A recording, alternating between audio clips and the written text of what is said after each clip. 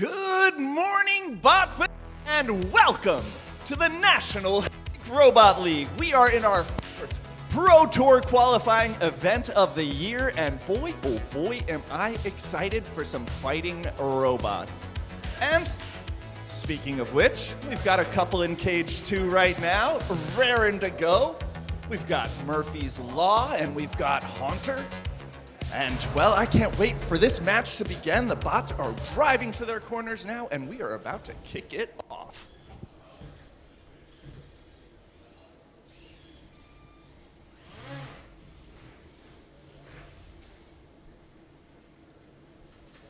We've got the horizontal undercutter of Murphy's Law up against the two-wheel drive beater bar of Haunter. Classic horizontal on vertical match. Can't wait to see how it plays out.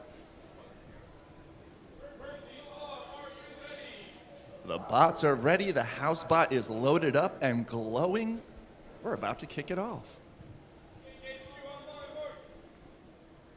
5, 4, 3, 2, 1. Fight, robots, fight. Both bots up to speed.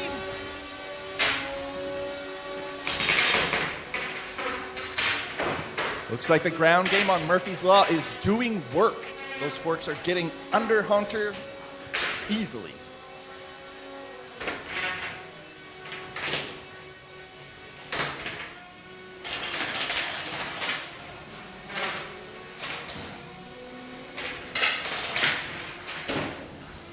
Solid hit from Haunter. Murphy's Law still trying to recover. But they've got Haunter pushed up against the house bot.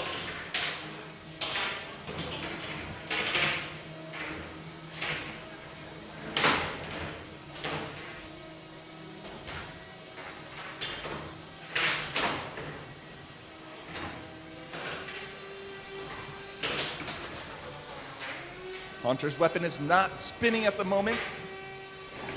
I see it stuttering. It's trying and it's up to speed. Murphy's Law, on the other hand, has not slowed down one bit.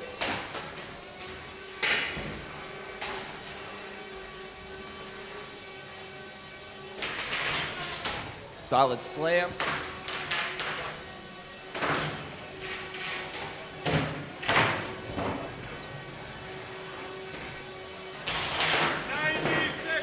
We are halfway through this match. Both bots still in full working order. Murphy's Law is an undercutter. That means it's trying to get under the armor of Haunter and get those wheels. However, it works against the weapon upright, and the weapon upright is loose on Haunter as they're stuck against the house bot and the wall.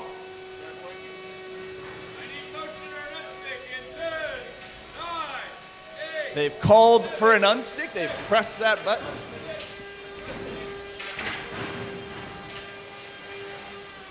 And here comes, is that Bert? Bert in the corner doing its best.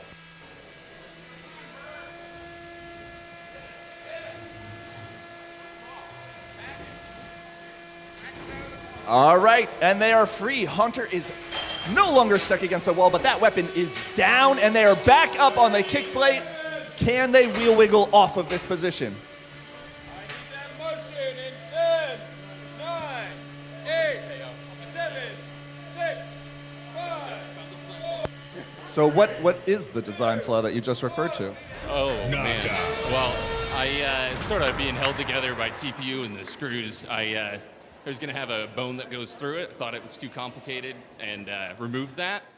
Just thinking about it, nah, that's a huge design flaw.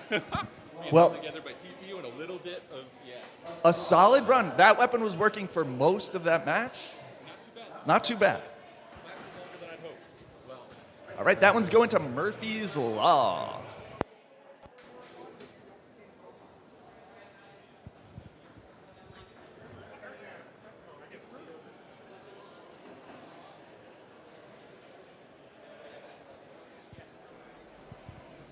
All right, that's the first match of so many today. We've got fights all day long in multiple cages, multiple weight classes. And speaking of weight classes, we run 3 different ones here at NHRL. You just saw the 3-pound class. That's robots that weigh around 3 pounds. You can be under if you want. And if you build your robot a certain way, you can be over the 3-pound limit. How? Well, there's a few different ways, including having non-traditional locomotion, which means you're walking around the cage, you're wiggling around the cage, you're vibrating around the cage, maybe you're even flying, but that will net you a weight bonus. Being a multi-bot, having multiple robots that comprise your robot's entire weight, that nets you a little bonus. We also have some small bonuses for robots that feature stored fuels like compressed air or diesel or gasoline.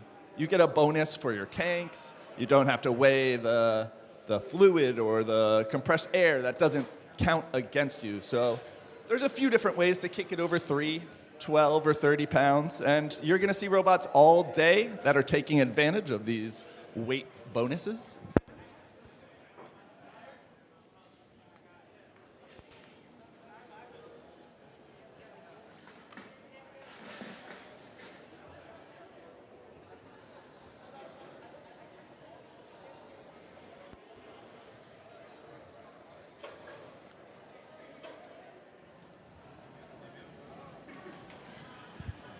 Let's go Puerto Rico. We've got folks coming to this tournament from all over the world.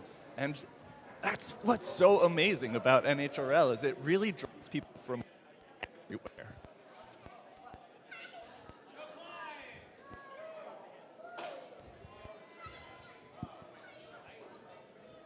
Looking forward to the next match that's going to load into Cage 2 over here.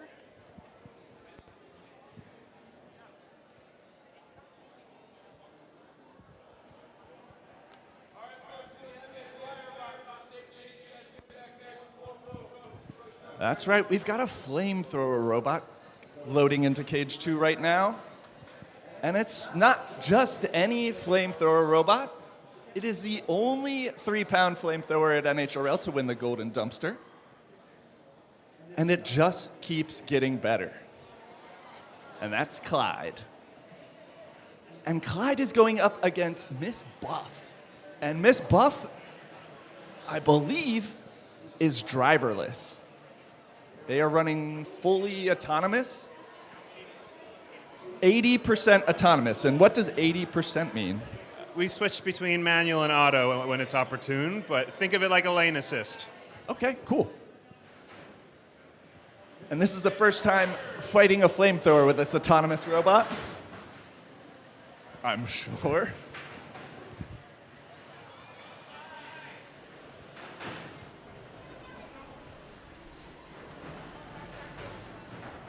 Clyde is a forced air flamethrower, meaning they have an internal fan that really makes that fuel to oxygen ratio just how they need it for a nasty flame. And what's the strategy going in? Hope that the robot connects. And then All melt right. them. Hope that the robot connects. That's phase 1. Melt them is phase 2.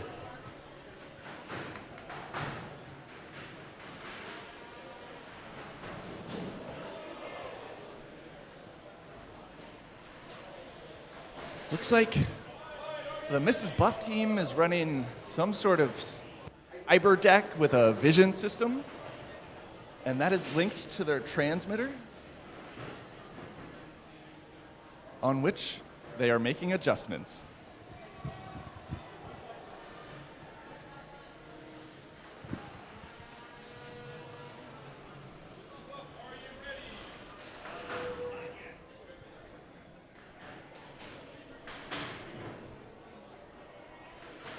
We've got a couple autonomous robots at this tournament today, including Miss Buff, who you see in the cage right now. And that's not a lot compared to the total number of robots you're going to see today. Autonomy is still in its infancy in fighting robots, but it's getting better all the time. More and more teams are experimenting with computer vision and machine learning and It's really cool to see how it's implemented and how it's growing, and let's see how it does. 5, 4, 3, 2, 1. Fight, robots, fight. Bots hesitant out the start, but Clyde is flamed on. They're going to be looking to scoop Miss Buff into the wall and just lay down flame for as long as the rules allow. Just like this. Coated in that gold fireproof tape and on fire. Miss Buff is upside down.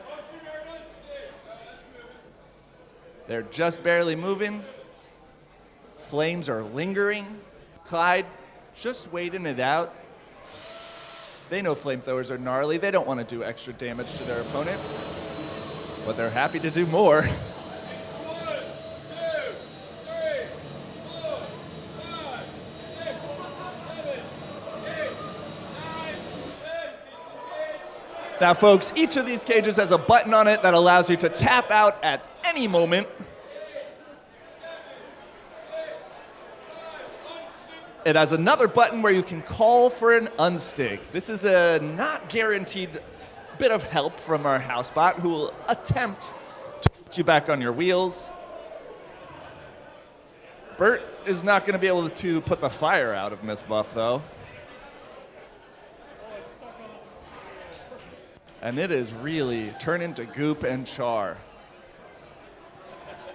This All right, robot unstick is included. disgusting. I need motion in 10, 9, 8, 7, 6, 5, 4, 3, 2, 1. We have a knockout. Knockout. And that is a knockout for Clyde, one of the gnarliest flamethrowers in all of fighting robots. And man, Mrs. Buff is disgusting right now. That flame is lingering.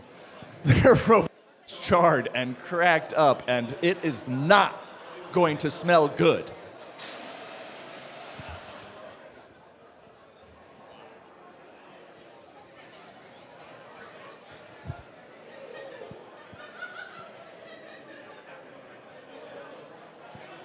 Each of our cages here, these cages are where the robots fight, they are equipped with a negative air pressure system. So you see it in action right now with the CO2 extinguisher as the CO2 fog is just going straight up into the ceiling. We're sucking the air out of these cages faster than we're putting new air in.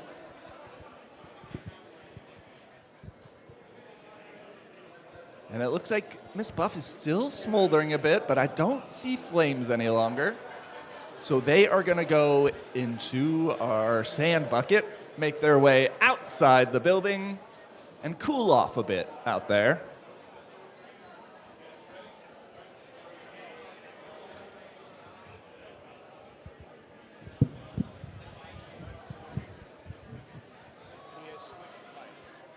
All right, looks like our cage is a bit of a mess now. There's some remnants of wheels that used to be. Miss Buff team, is that what you expected going into that match? No, this is the first time this has happened. I mixed up like forward and steering, so I could not drive at the beginning of that match. Which, not to detract from this win, they absolutely earned it, but that was a surprise at the beginning for me. Well, that happens, and I'm sure you've got a pretty complicated control scheme there. So do you have what it takes to get Miss Buff back in the box later today? Maybe not this one, but we have a spare.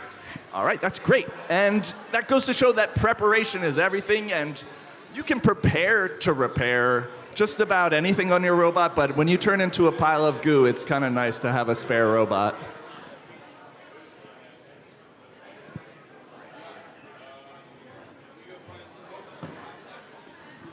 Looks like a touch of Mrs. Buff is on Bert. Gross.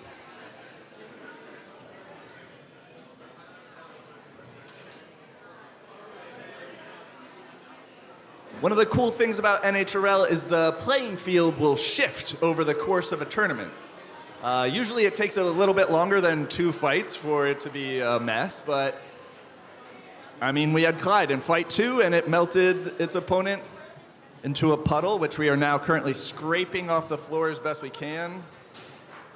But the other robots that are fighting in this cage are just going to have to deal with it. The ground game changes, the floors get beat up, be it from melted robots or weapons hitting them, or who even knows what else, maybe some sort of toxic fly in the cage. Regardless, you just got to deal with it. And some builders will deal with it by having more ground clearance or ground clearance configurations. Maybe at the start of the tournament they run smaller wheels so that they're tighter to the floor, but as the floors get more beat up, they'll run larger wheels so they can drive over divots.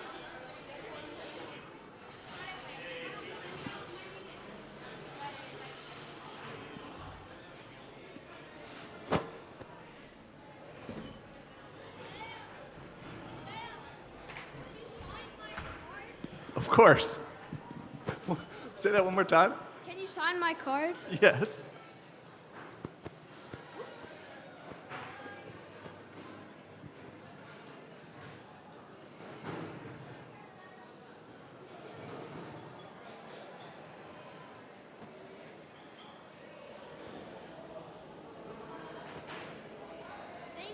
Thank you. Nice. And you're here with your Boy Scout troop today? Yeah. And what is the name of your troop? Troop 1325. And did you all build a robot? We built an Eric. And how was building an Eric doing the Havoc Academy course? It was very fun. Well, that's great to hear. And did you learn a lot as well? Yeah. Awesome. Well, I can't wait to hopefully watch one of your matches later today, and thank you for coming out.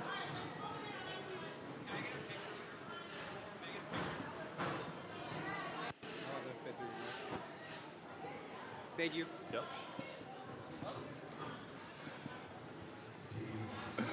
All right, it looks like our awesome cage crew has got this cage cleaned out as best as it can be. I've made bigger messes and not cleaned them ever. But we got a couple of robots loading up now.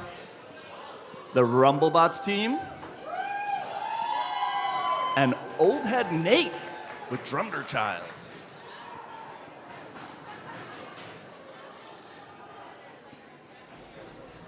All right, so this is Drumchild versus Midas. Drumchild has been in the sport for, I don't know, over 15 years probably. Midas coming all the way from Puerto Rico for this tournament. That's what's up. And we've got a beater bar on drum match.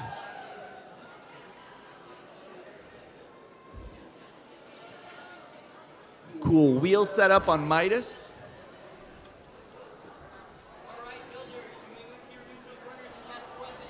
We've got cleats in the front, cast wheels in the back.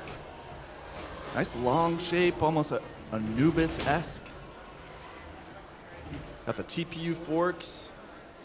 Drumchild running forkless for this match. Drum, are you ready?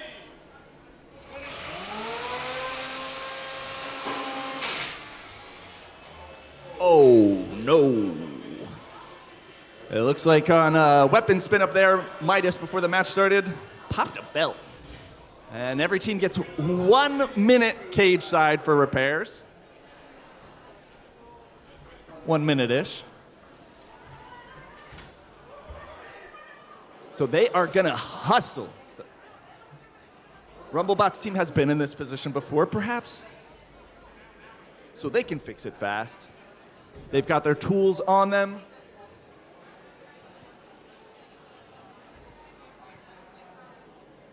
All right. Hex bolts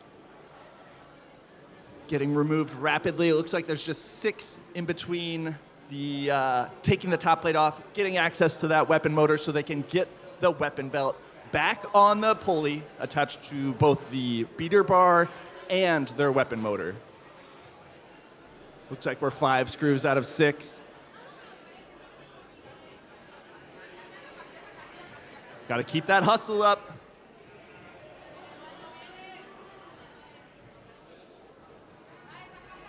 All right, the top plate is just about loose. One of those bolts can stay in. You can pivot it on that corner bolt.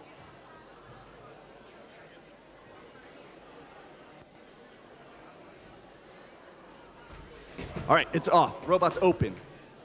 Oh. All right. It looks like it wasn't as simple as just the belt slipping off a mounted weapon motor. That weapon motor has been dislodged internally. It looks like its mounting screws have failed in some sort. I don't know if they're going to be able to fix this one in the allotted time. But they have to send it. There is no other choice. Keep working on it till someone tells you to stop. And it isn't going to be me.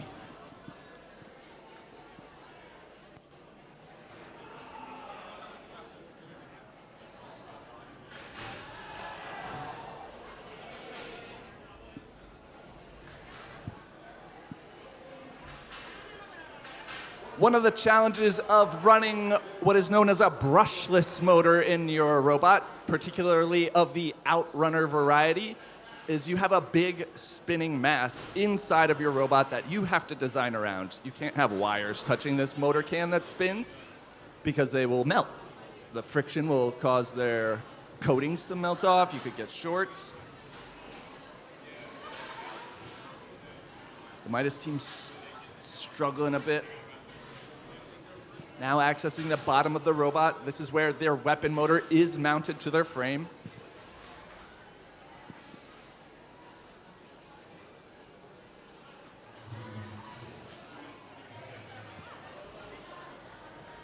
All right, as we're coming down to the wire, the top plate is going back on now. There is only 6 screws between finding out if this match is going to happen or not.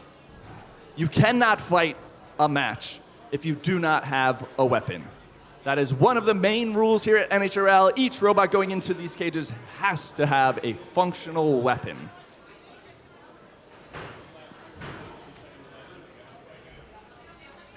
All right, that's enough screws. 5 out of 6 ain't bad.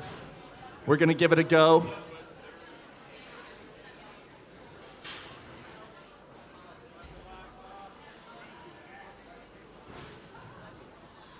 All right. Good hustle from the Rumblebots team. Good hustle. All right, we're gonna feather that throttle on the weapon this go around and see what happens. This match is about to begin, and I am stoked.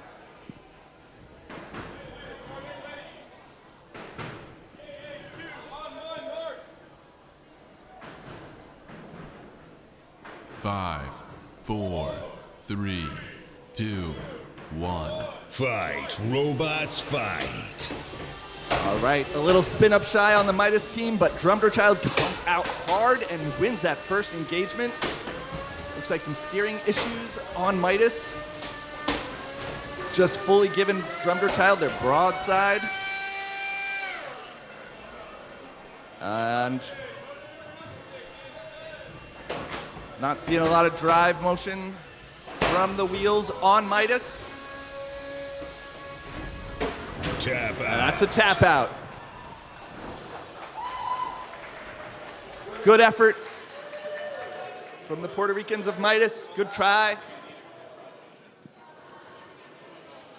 Solid win from Drumchild.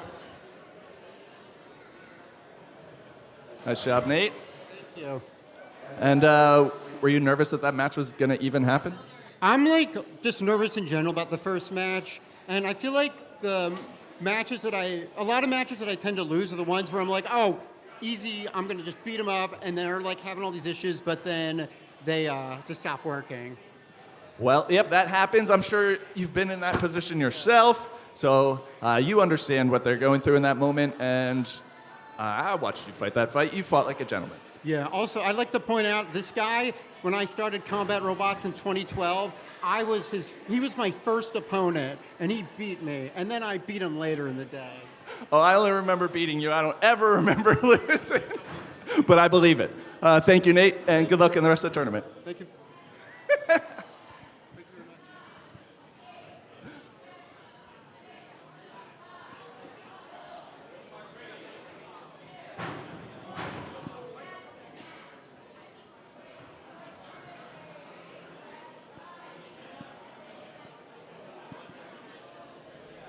All right, the bots have completed their unloading procedure. The weapon locks are back in, and what's a weapon lock? I don't see any of these people using keys. What are they unlocking? Well, a weapon lock is just like a physical jam you gotta put in your robot so that if by some chance the weapon were to spin when it ought not to, it gets restricted. Every robot is required to have a weapon here at NHRL, and every robot is also required to have a weapon lock.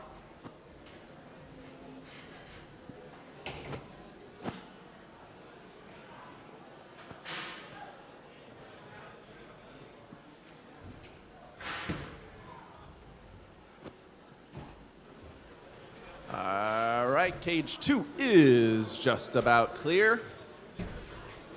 Get that final sweep job in, pull that wheel out that fell off of Midas in the last match.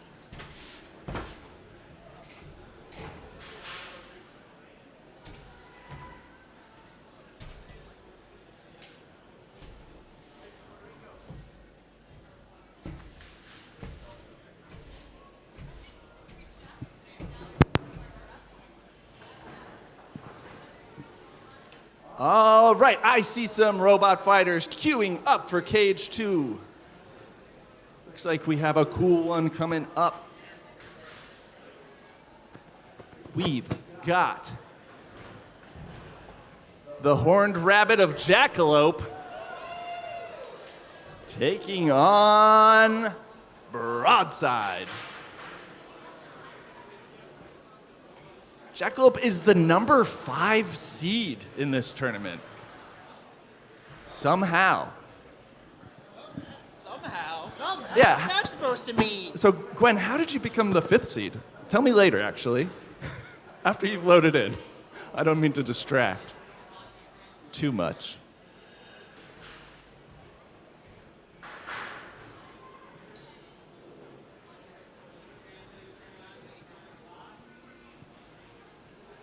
Jackaloupe on the left here in orange. This is a multi-weaponed robot. They run both a lifter and a vertical spinner. Broadside on the right here is running solely a lifter. They are looking to put Jackaloupe into a position from which she cannot recover.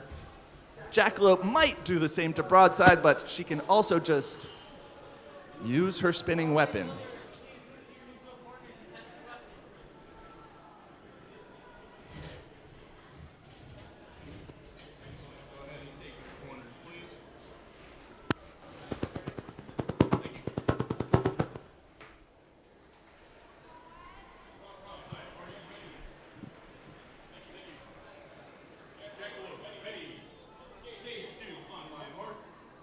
Five, Stage 2 is ready. The robots are ready. We are about to start this match.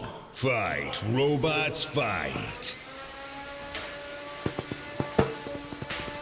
Both bots dancing around in the middle of the cage, testing out the ground game. It looks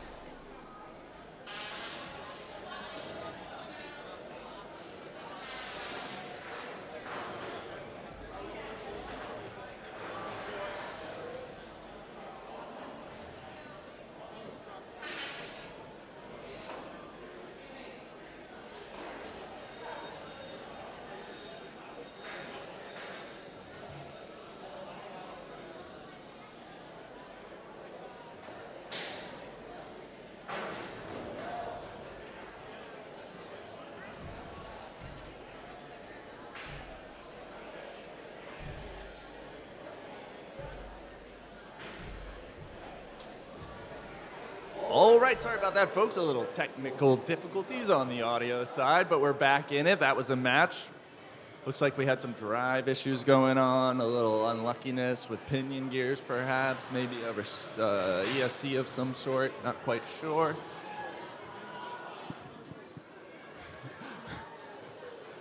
But we hope you enjoyed the beautiful sounds of fighting robots and nothing else whatsoever but the sounds themselves. And let us know if there's any other sounds you'd like to hear coming out of these cages. We'd be happy to make that happen.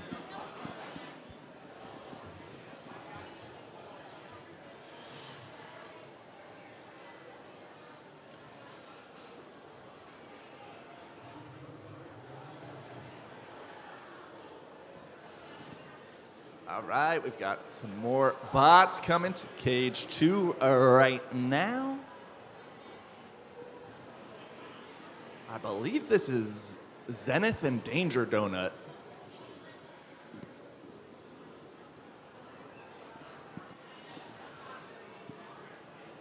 And looking at Danger Donut, it's a Melty Brain. This is exciting. Y'all know what a Melty Brain is? No. All right, I figured probably a lot of people don't know what a Melty Brain is.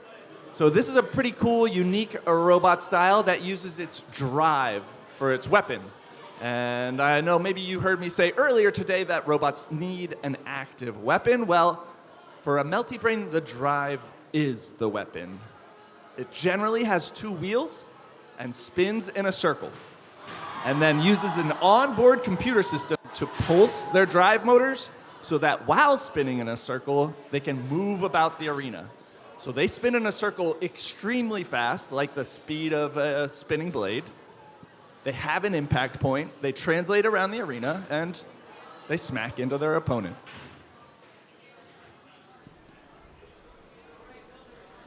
Zenith, on the other hand, is an undercutting horizontal spinner made by one of the best horizontal spinner builders in the league, Liam King.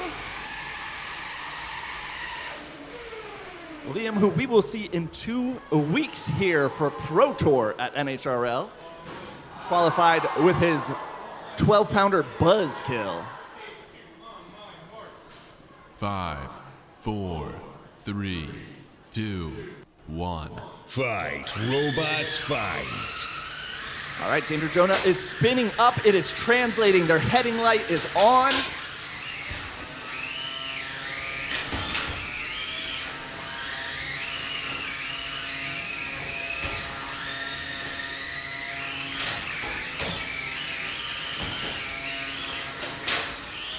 Zenith just attempting to chase down Danger Donut. Danger Donut seeming not to spin as fast as they need to be.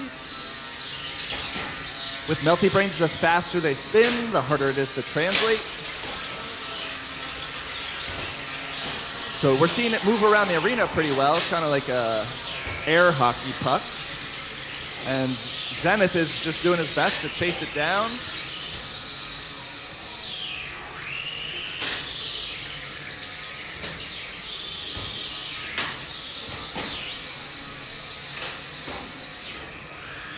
This reminds me kind of the relationship between my cat and my robot vacuum.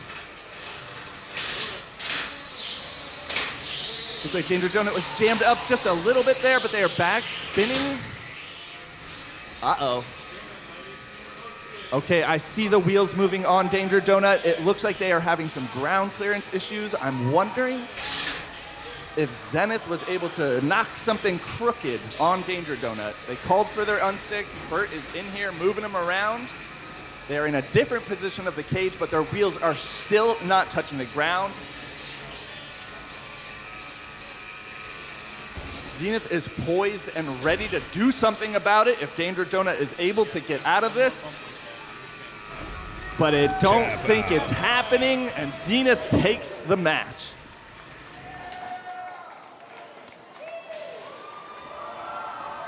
I took a close look at the wheels of Danger Donut. It looks like they got worn down a good bit. I wonder if they wore out their cleats to the point where they no longer were getting a lick of traction, or if Zenith was able to impact them to a point where their frame got twisted or some sort of screw came loose, and the screw was an important one.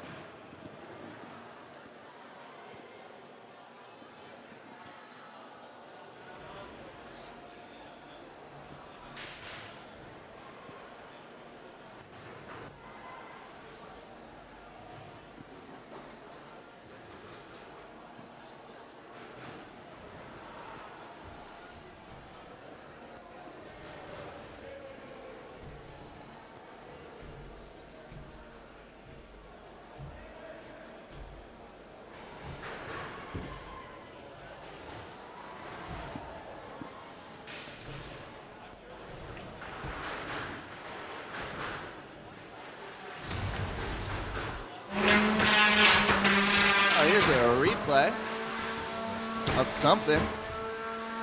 Oh, no, we hopped to Cage 6 where we've got Showtime. Dumpster winner this year. They're going up against Stardust.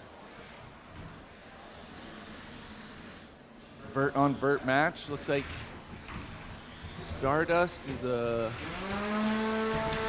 little up. Ooh, solid hit there.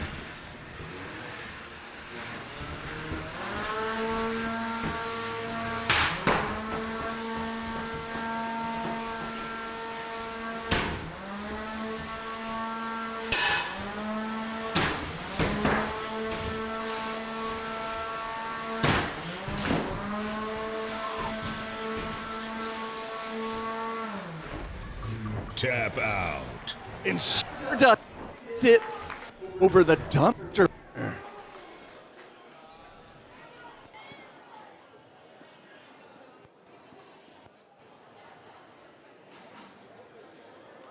All right. What a pleasure to catch a glimpse of that one. Now back at Cage 2, we got a couple of new bots loading in.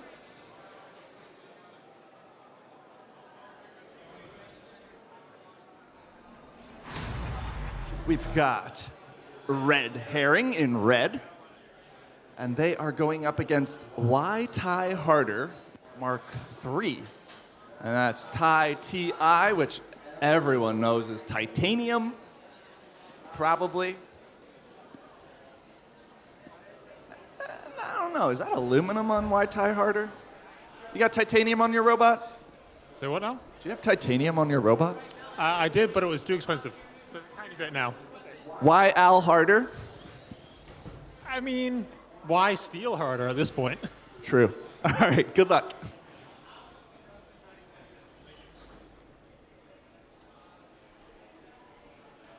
Red Herring, are you ready?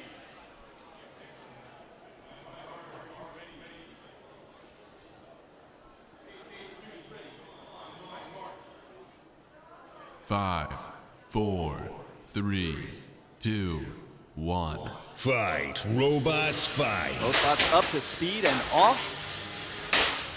Red Herring with the first solid connection. But they are struggling to recover from that hit. They're in an odd position on one of their bunny ears. I believe their weapon is powerful enough to right them, and it is. Tai Harter is wiling out in the middle of the cage. What is going on? Inverted, and now, whew, that was close to a long dart. Some acrobatic robots in this match. Everyone's going flying.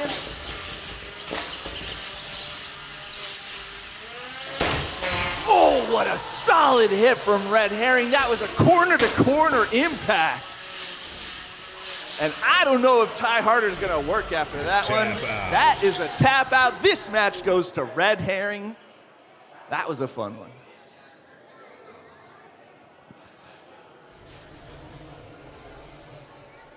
That's a pretty powerful weapon on Red Herring. What you running in there? Huh? What's that weapon you got on Red Herring? Yeah, so it's actually a pretty small motor on there. It's a Emax 2808 on a 5 mil thick Air 600 blade. So it's really aerodynamic. I can spin it super fast, close to 300 miles an hour, and hits pretty hard, cuts pretty good. I'd say that was a great match. Thank you for that. Good insight. Folks at home, you can, if you want to get building your own bot, there's never been a better time to start. The market out there for robot parts is as dense as it has ever been. There's like off-the-shelf components for just about everything you need. Back in the day, we had to hack and harvest from industrial stuff, from RC stuff, from all sorts of places to make these robots. But now the industry has matured. There are fight-in robot parts that you can just buy and put together and come and fight.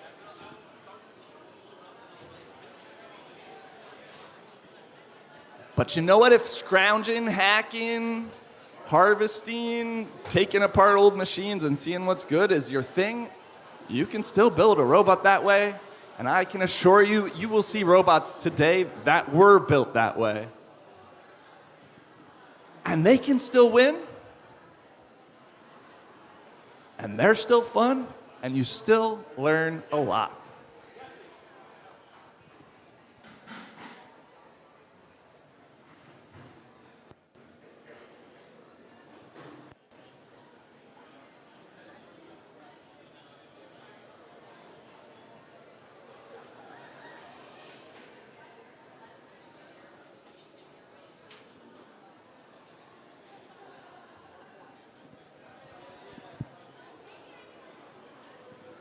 All right, we've got another autonomous robot coming to the cage, and look at this setup. I see a laptop, I see multiple phones, we've got an Arduino in the mix, wires, buttons, a tripod for their computer vision system, I believe.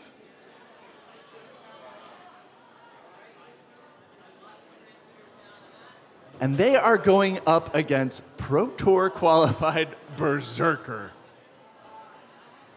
Berserker is a beast of a vertical spinner. They've got configurations for any opponent you could imagine, including the horizontal spinner on their opponent in this match.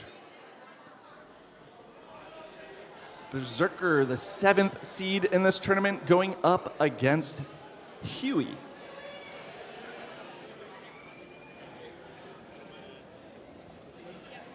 Yeah, I'm trying to get a sense of what they're setting up here. Looking on their Mac. All right, we are scrolling through lines of code over here on the Huey team. They commented out the start sequence, perhaps, and they're just making sure that it's part of the loop. So what are you all setting up over here? We're setting an autonomous robot right now. And what does that entail tech-wise? Tech-wise, we flip a switch and then we do nothing, and we stand and watch. That sounds so fun. It's like how I like to play video games. All right, well, good luck in this match. You all set? They're almost all set. Just have to close 30 tabs on Chrome, and then they should have all the RAM or whatever that they need to fight this fight.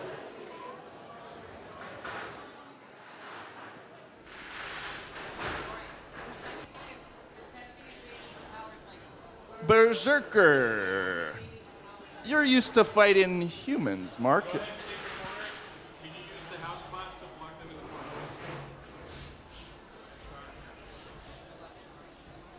All right, looks like in the pre-fight weapons check, Berserker is not spinning their weapon.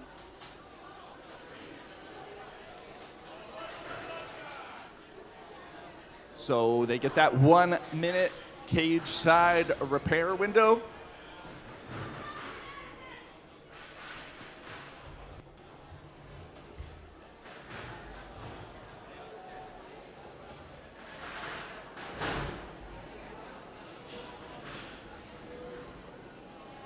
So Berserker's going to do a power cycle here, which is essentially turning it off and on again. And hopefully That allows all their ESCs to make the happy tones that we want to hear from them. Hopefully that means their receiver and their transmitter have a strong, solid connection. And we're hoping that it's not just like a, oops, I forgot to connect this plug or something along those lines.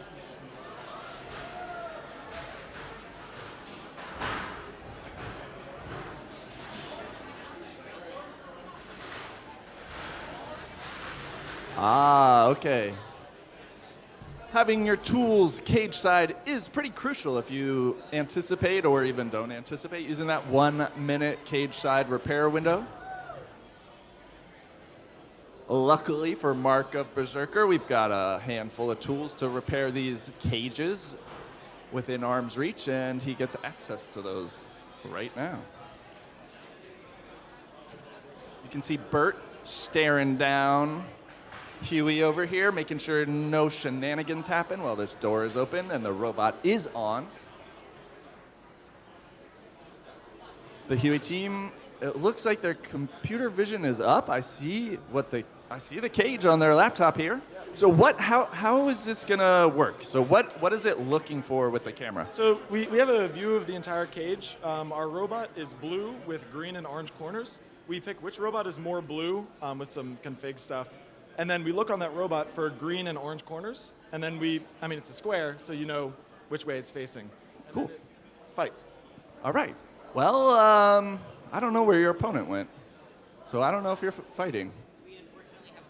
So it sounds like your opponent has forfeited. And a win for the autonomous robot. Didn't even have to drive one bit.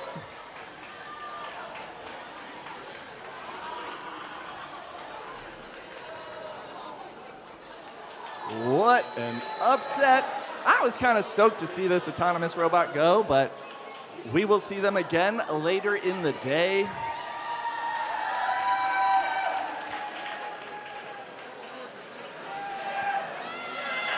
Combat Robotics at Cornell are stoked for this. I can't wait to see them back down here, running their vision system, getting an actual fight going, and maybe defeating a human being.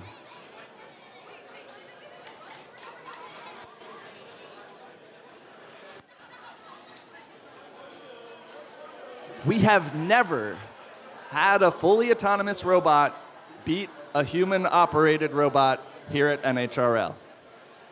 Today we have 2 autonomous robots in the tournament, and we don't count wins by forfeit. But there's still an opportunity for a first here at NHRL.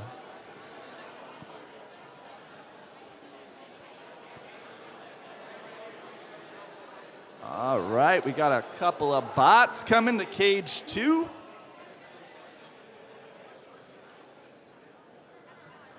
Looks like we have Pretty in Pink versus Send It.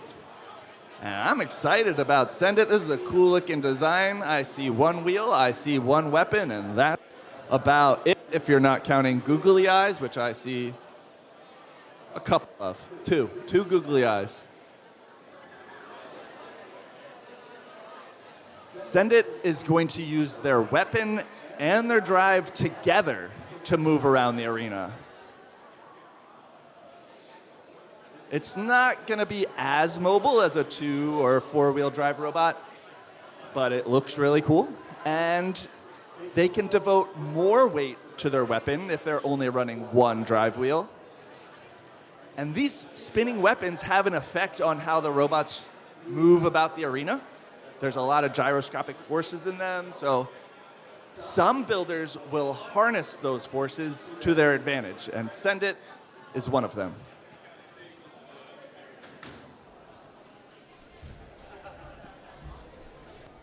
Pretty in Pink. It looks like it started life as an SSP kit. Rocking the vertical spinner setup in this match. And wow, that blade is big on Send It.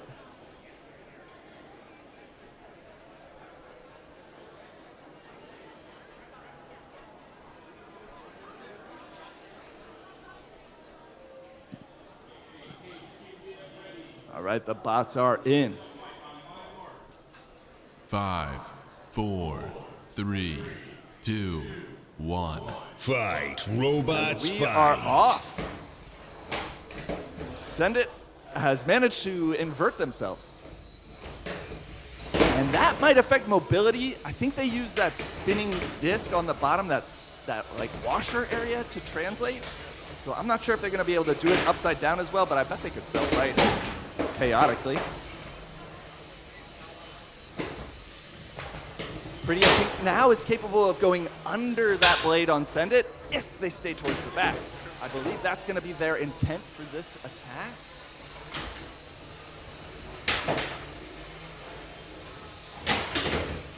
Send It's kind of just flailing about, hoping to get back right side up. But it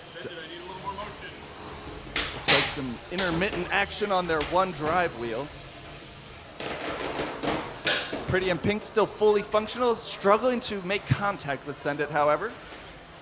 And Send It is back, right side up, and back upside down.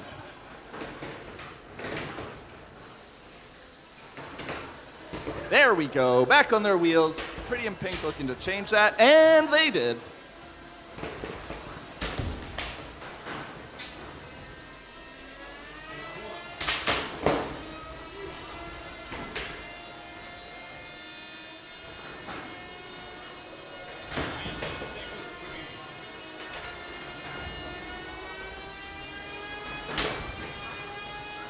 All right, Send It back on their wheels. Can they get a solid hit on Pretty and Pink? And they're upside down again.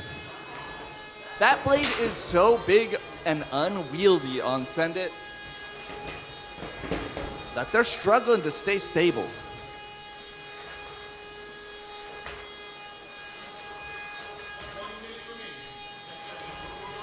And it seems like there's some intermittent issues with their drivetrain.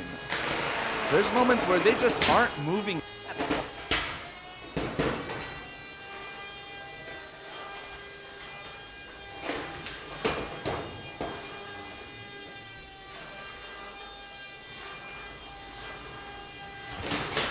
Woo.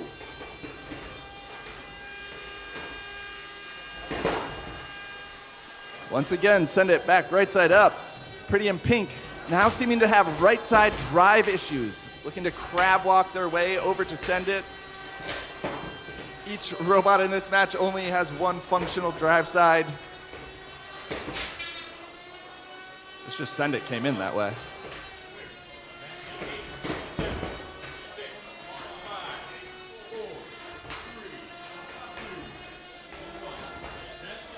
All right, we're gonna have to send this one to the judges.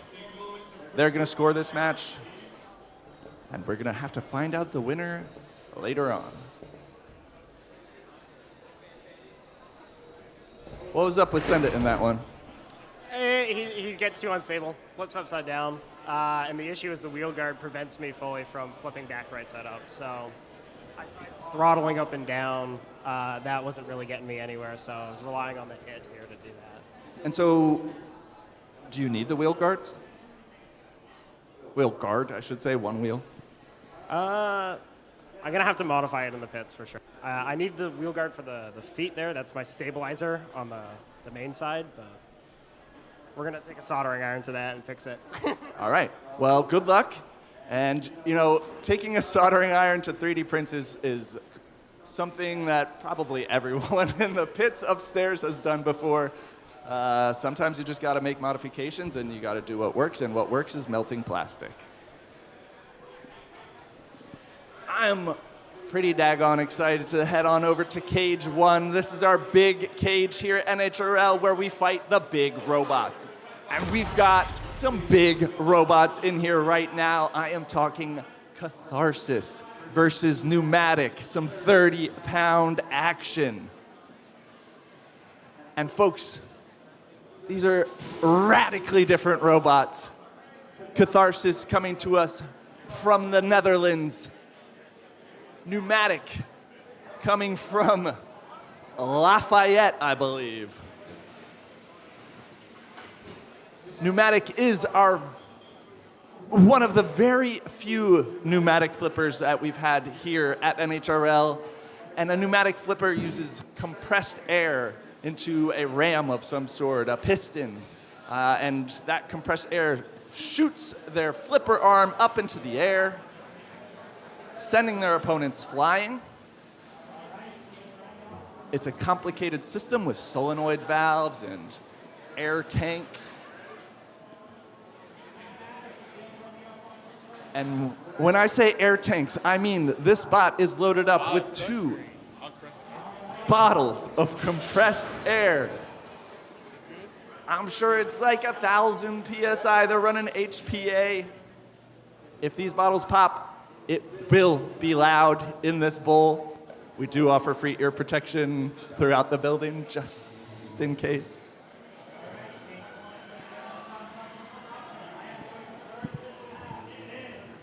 Five, 4, 3, 2, 1.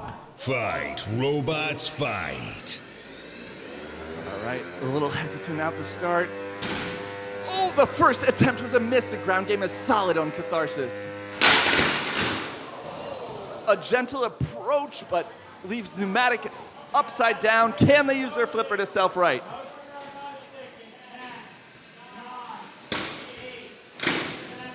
Catharsis doing it for them. I think I hear a hiss. I wonder if their pneumatic system has a leak.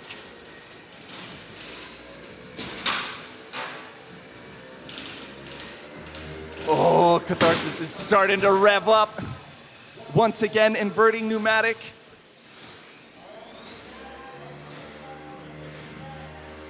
Catharsis beautifully machined. Pneumatic calls for their unstick. Catharsis is revving up and he hits him so good. I see a battery in that pink corner. I don't see any wheels spinning. I don't see any pneumatics firing. I see Catharsis dancing in the center of the ring. All right, unstick unsuccessful. Motion requested. All right, yes, an unsuccessful unstick. A valiant effort from the Pneumatic team and a solid win for Catharsis. 2, 1, that's a knockout. Knockout. Did that go as you had expected, Tim? Yeah, it was excellent. It was good. Good fight. Good fight. It looked like they had an opportunity to fire their flipper on you. Do you think that's true? They tried, but I think I had more weight on the front, so I could get under them. So. And is this your first time fighting Catharsis in the States? First time fighting Catharsis in the States, yes. And so where have you fought with this robot before? Mainly like UK, European events, and twice in China. And how have you been doing? Like forever second. All right, well, we'll see if that changes today. Off to a good start. Thank you, Tim. And joining me now in the bowl is Dima Papazian, NHRL champion, commenter extraordinaire, and functioning microphone holder. Are you awesome. That's so awesome. That's so awesome that that's true. When you said that, that was true. Thank you for the magic.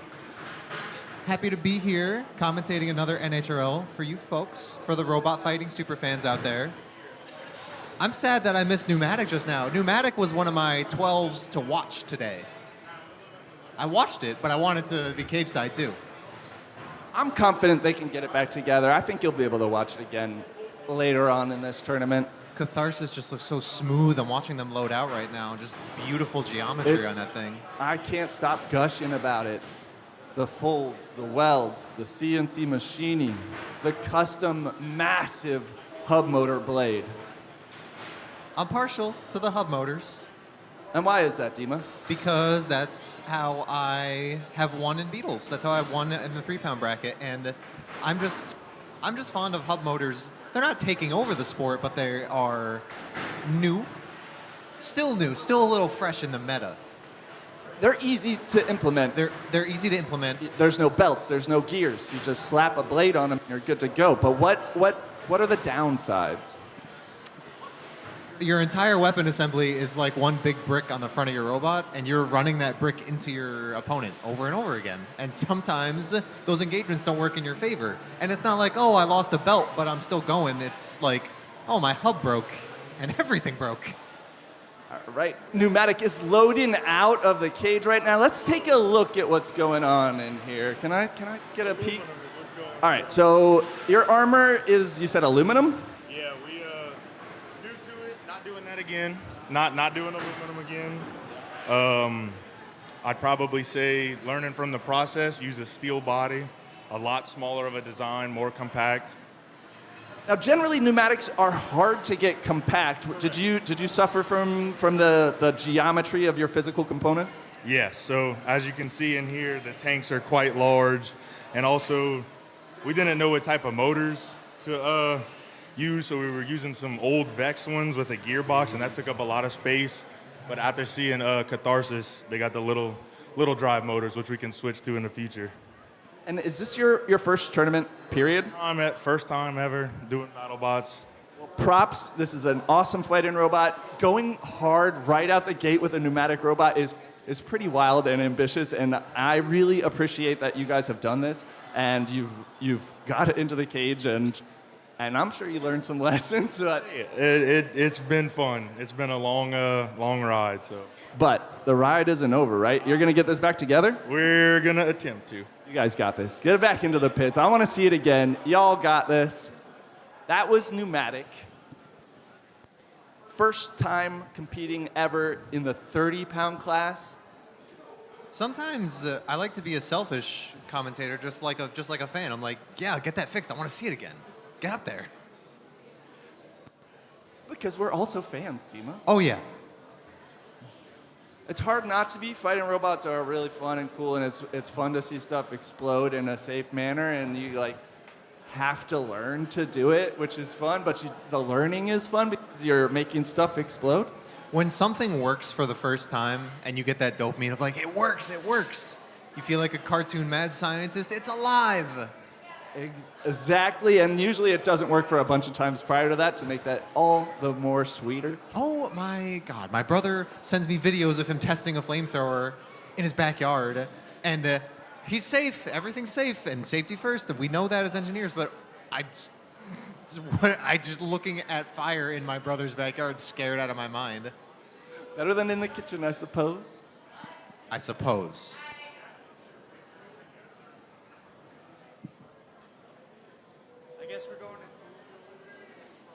All right, I think we're going to be hopping back over to Cage 2 for some 3-pound action. We were hoping to stick around in Cage 1 for some big bots, but looks like we've had some forfeits in the 12-pound class, so we're going to hop back over to the 3s. Have to see how the bracket shakes out.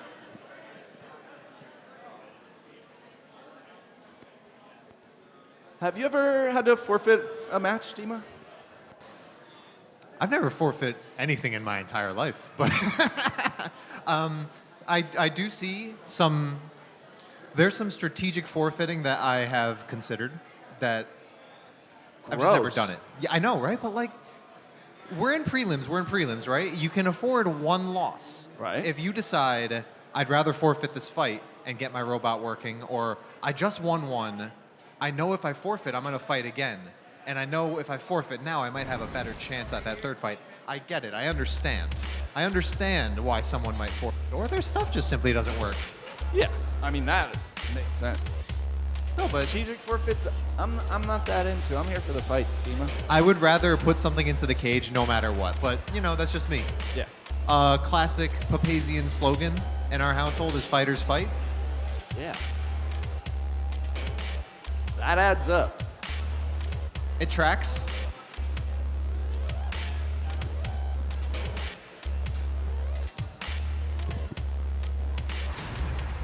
All right. Couple of 3-pounders loading into the cage right now. A couple beautiful bots. We've got Freedom in the blue corner. Shakameter's gonna go in the pink corner. Shakometer. Shakamter. Shakamter? There's so many ways we could pronounce this robot. Some beautiful 3D printing on Shaq. Rarely do I see gradients in the cage.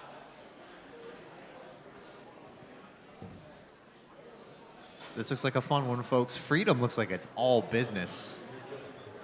Shaq is coming all the way from China.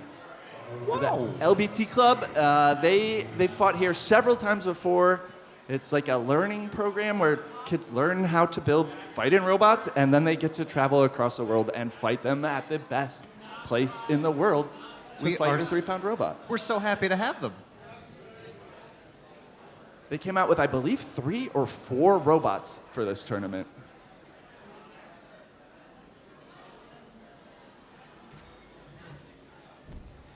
One of the hardest things about being cage side is wanting to put my nose right up against the glass. Dude, you're holding a microphone, Dima. Just do it. We'll see.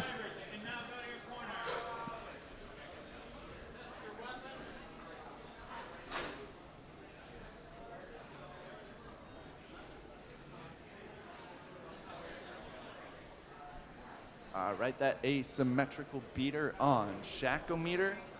Spun up in the pre-fight weapons test. The inlaid wheels, the wide beater, the metal frame. Very interesting robot.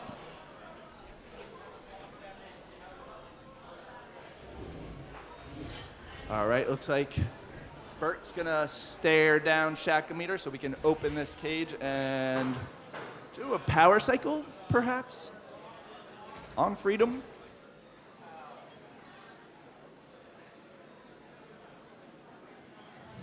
Weapon lock in first.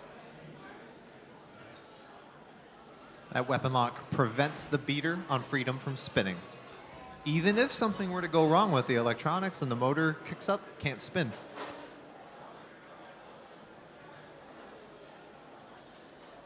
Interesting angle of approach for the power key. Ooh, it sure is.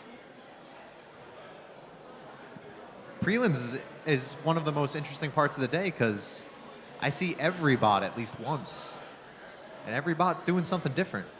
All right, I see a light on in Freedom. I see their transmitter on. I see the sticks moving. I do not see the robot moving. My fingers are crossed for you, Freedom.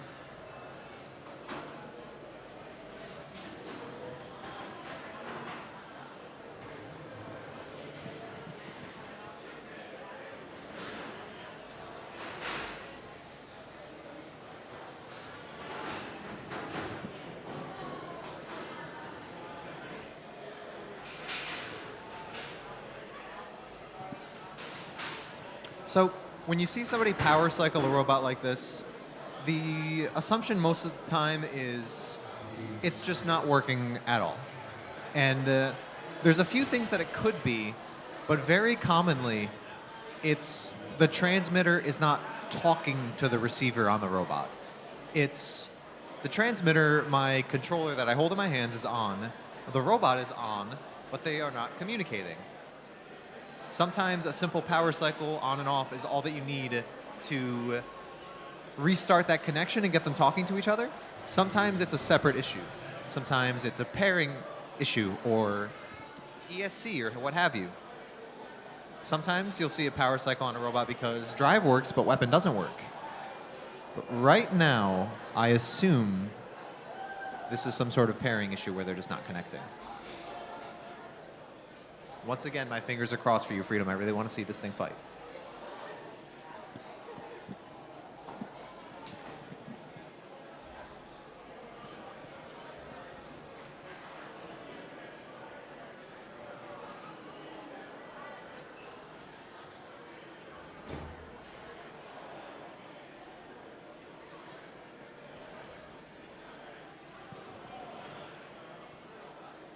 All credit to the Shaq team. They are still making sure the robot is paired, talking strategy. Another thing to remember is if somebody else is using their power cycling time or you have some extra time, you know, before the fight actually starts, it's crucial to wiggle the sticks and make sure the bot moves an inch or two every 15 seconds, every 30 seconds, make sure that your robot's still staying paired.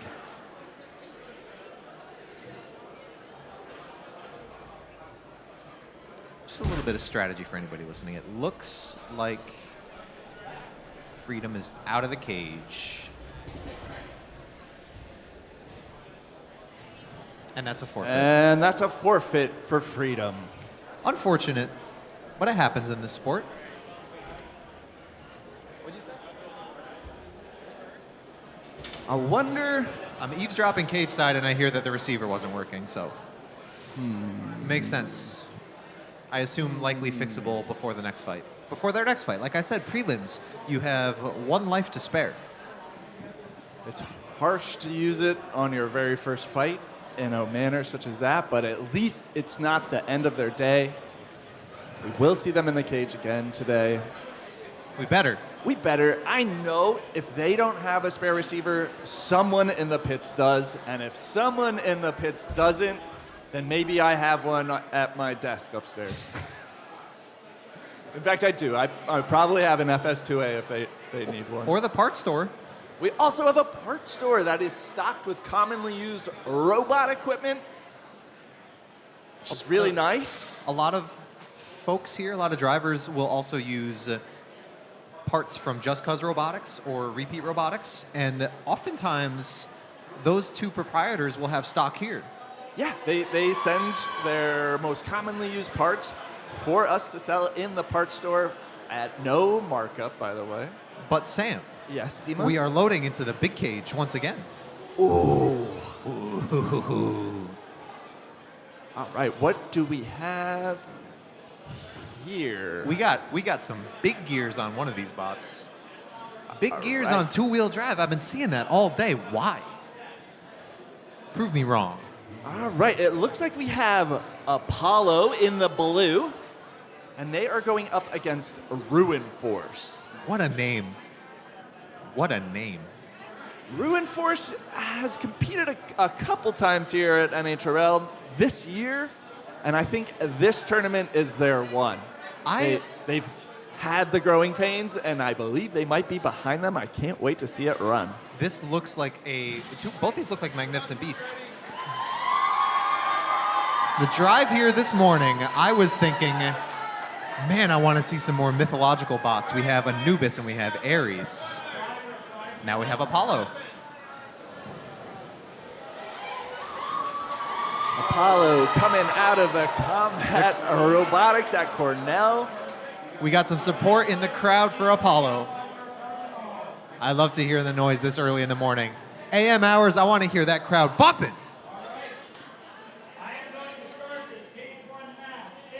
5, 4, 3, 2, 1.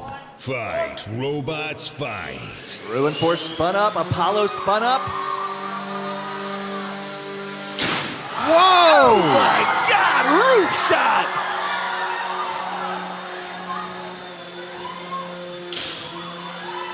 Ruin Force hit the ceiling on that first impact. Apollo spinning strong. Nothing out of Ruin Force. Bouncing him, making Ruin Force tailspin onto the kick plate, but Ruin Force has not given up. I am seeing smoke. Oh, this looks like a KO to me, Sam. I see no wheel spinning. I see no blade spinning. Till he calls the tap out. This one goes to Apollo. Crowd going appropriately nuts.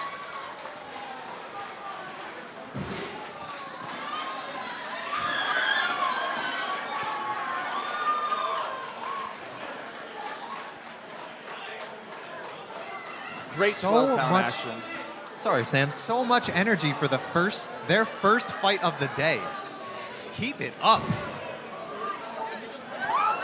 Energy in the cage and out of the cage. That was a sick fight, Dima. That was awesome. I love a roof shot.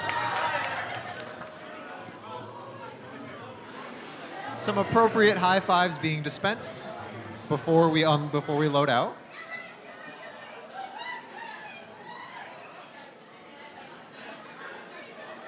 Now that's what I call team spirit. Okay, I'm over by the Cornell team. And was that about as good as it could go for this match? And all of you had a hand in this robot?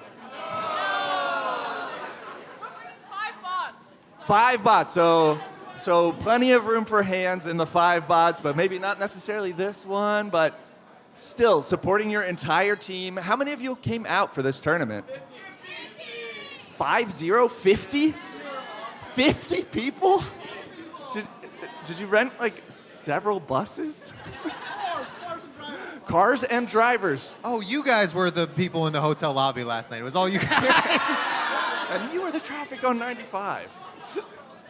Well, congrats. Keep it up. Can't wait to see you for the next match.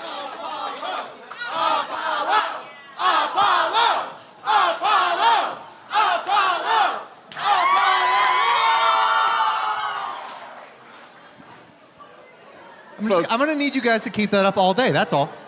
The fun doesn't stop here either. That's what I try to explain to people. We got fights all day, and even though it keeps getting more and more hype in the KO show in primetime, prelims is not short of spectacular fights.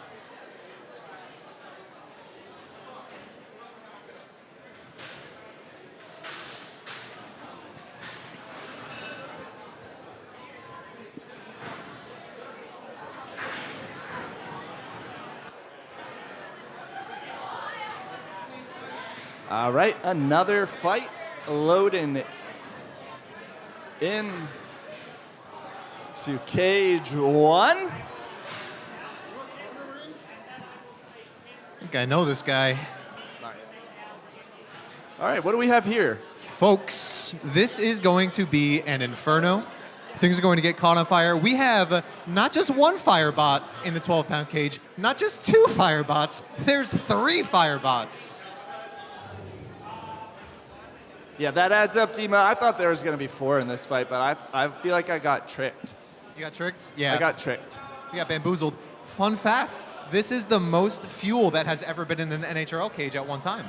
Oh, that's exciting, and probably why we have to move everyone that's sitting in the bleachers back. Yeah, y'all gotta move. So sorry, but it's worth it. Trust me, it's worth it. I mean, sorry you gotta move, but trust me, it's worth it.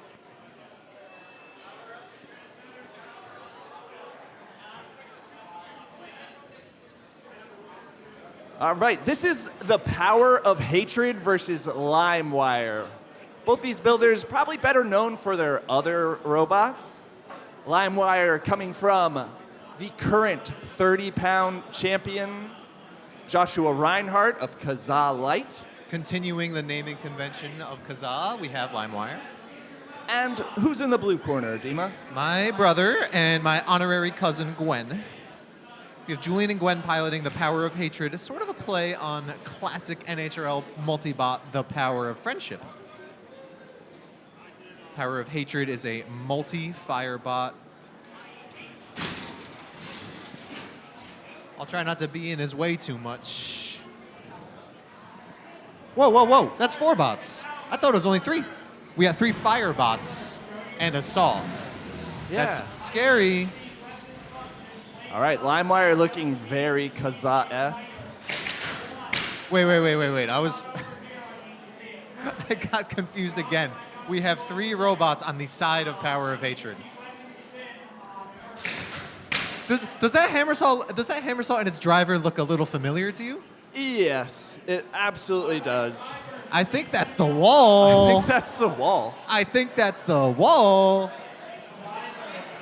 It's weird to see the wall with wheels.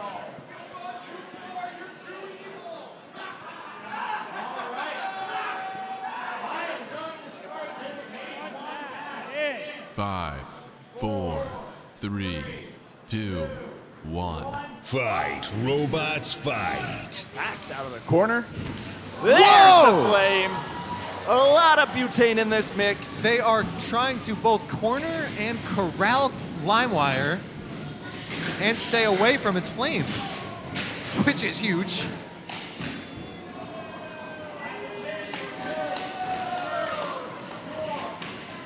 All right, it looks like Limewire is currently being pinned while also pinning a pin cluster, a hot pin cluster in this corner.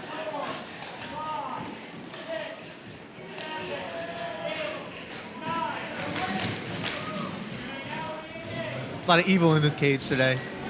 A lot of evil, a lot of flames, a lot of butane. All these butane tanks are heating up. There is a limit to how hot they can get before they rupture. That hammer saw third of Power of Hatred is looking a little worse for wear, but it's still on. Still driving around. I wonder how much the flame has affected Limewire at this point. All the fire bots in the cage right now look they look pretty good. They don't look like they've lost on condition at all. Solid slam from Limewire. Indeed. I don't think that blade is spinning on the hammer saw. I think the arms are pretty limp too.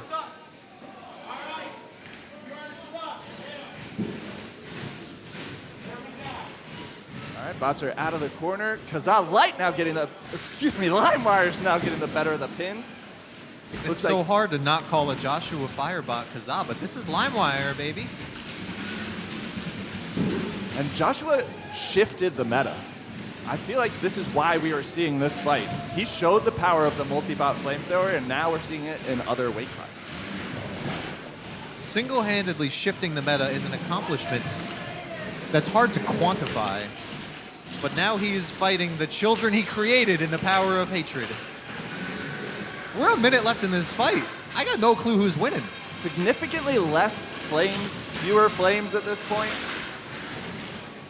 It looks like everybody's out of fuel for trying to blast each other for 2 minutes straight. A little soft. Triple pin. Y'all are evil. You're bullying him.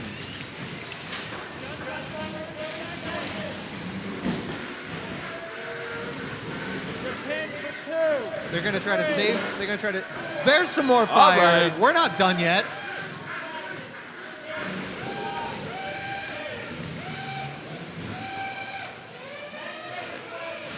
There's another pin, but there's no attack for this pin. There's no flame attack for this pin. I wonder if it even counts for them. There's still some butane in the orange one. Not sure about the yellow, but that is the match. This one's going to go to the judges. It sure is. Little prove it period here. We're going to show off how much function we do have. Even the hammer saw is still working. It's fine to me. This prove it period is for the judges. It's an opportunity for the builders to show off the functionality of their robots post-match, and the judges will take that into account. It's for the judges, but it's a little bit for the spectators too. They just watch that 3 minutes of fight. It's like wanting to see the boxer at the end shake off all that damage, see if they're still living. I like to think of it as an emote to some degree, you know. Yeah, this is your time to dance and emote a little bit. We didn't tell the drivers to do that, but they figured out it's a great way to use this prove it period. Win over the crowd. Julian, my older brother, in his evil area, and he is dragging Gwen down with him. It makes me sad to think that he might be dragging Ben down too. I just hope that Ben keeps his moral compass in the midst of all this evil multi-botting. And it is evil. I'm fine if he turns. A numbers advantage, these fights get so unfair.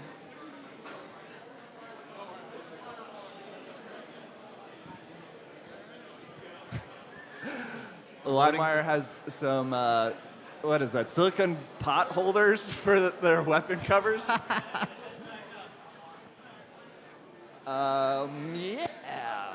Let's see if we can get some words about that match. Julian, that was your first time fighting with this robot, is that true? That is accurate. How do you think it went? Was that good? I mean, it was pretty good. The robot worked mostly. Our fire went out towards the end, but so did theirs. So I think it went all right. It went all right. Right? I think it went fine. The start of the match was definitely more bright. It was brighter. It was brighter. But you didn't really take much damage, it looked like, except in Ben's bot. Yeah, Ben got melted a little bit. A little. Just a little bit, but that was part of the plan. Now, Ben, you knew you were going to get melted teaming up with two flamethrowers. Yeah, I just went in, no preparation, just for fun. We'll see. Were you purposely trying to trick people by showing off 3 flamethrowers at once, and the third one was always a spare anyways? Well, no, the third one is going to be swapped in as well. We just keep that as an option. We knew Limewire didn't have good top armor, so we had the fall ready. Didn't quite go to plan, but that's going to stay in our back pocket. Smart. No longer a secret, but still in the arsenal. Good luck with the rest of your matches. It's even less of a secret when Julian has sort of started this trend of bringing 3-pounders into the 12 cage as multi-bots. Because you were helping with boost on Maximizer, yeah? That's correct. So more hammer saws that are 3 pounds in the 12-pound cage. That's correct. That's correct. Also, I just want to say you look like a Spanish teacher. Not the first time I've got that. And that's a good thing. That's a good thing, folks.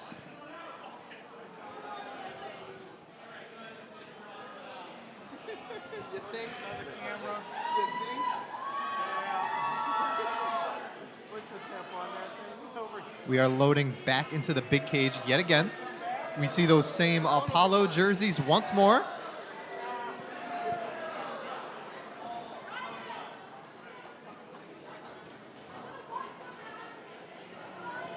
However, besides the Apollo jerseys, we got a cloak and a large gold chain.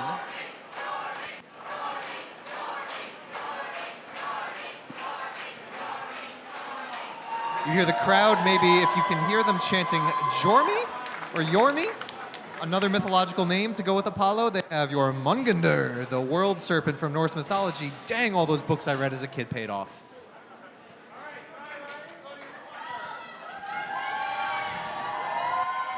And who told me I wouldn't be using mythology studies in my day-to-day life as an adult? Jormungandr is fighting Steggy, a super awesome Trisk 12 with a really cool chassis and fork configuration. We've seen this robot fight before. Curious how this one's gonna go.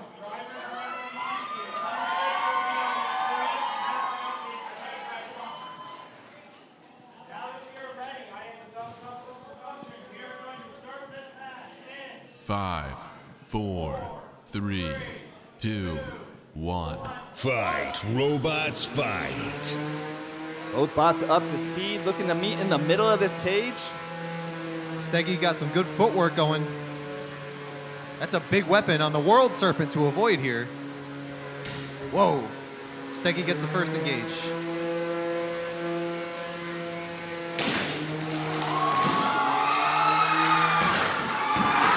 Oh, and Stag gets tossed twice, a nice juggle.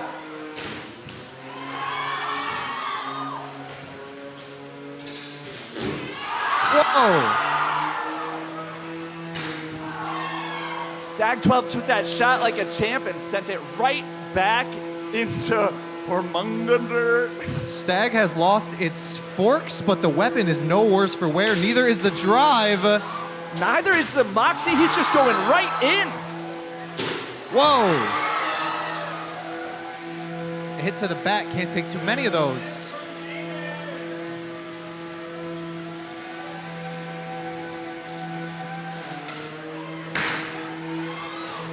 Took that headshot like it was nothing.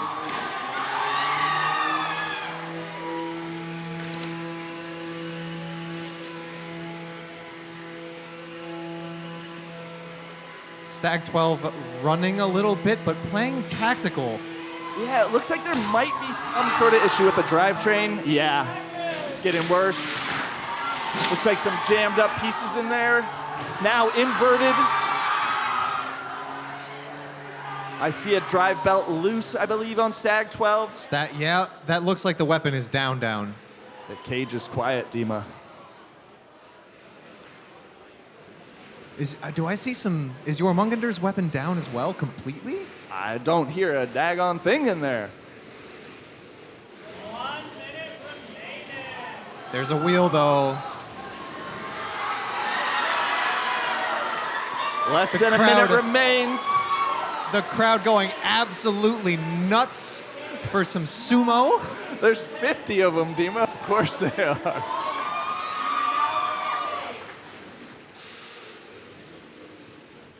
Right now, neither of these robots want to get high-centered on debris. They don't want to burn any unsticks. We're down to 30 seconds in the match. We have, oh. Anything can happen, but this looks solidly in Jormy's favor. Getting every last bit of these pins that they can with both weapons down. This one is gonna go to the judges. 2, 1, and that's the match! The crowd screaming for Jormy. And if you didn't want me to call it that cute nickname, you shouldn't have gave it to me. Great showing from Stag 12 there, Michael. Yes, I was really happy with it. I got a little frustrated that I couldn't get around to his sides, and then I just defaulted to head-on, which was really not a good choice. Well, it was enjoyable to watch nonetheless. Much appreciated. I love a head-on. You took a solid shot in there. Great fight. Woo, doggy!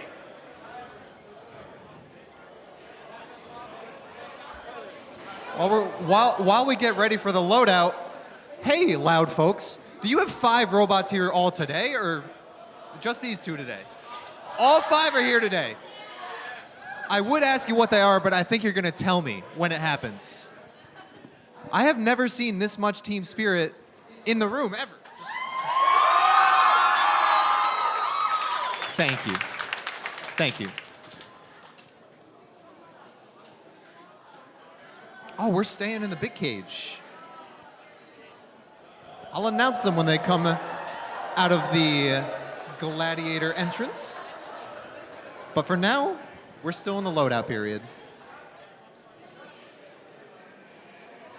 Stag 12, I am so happy to watch it. Not only is it just really cool and unique design,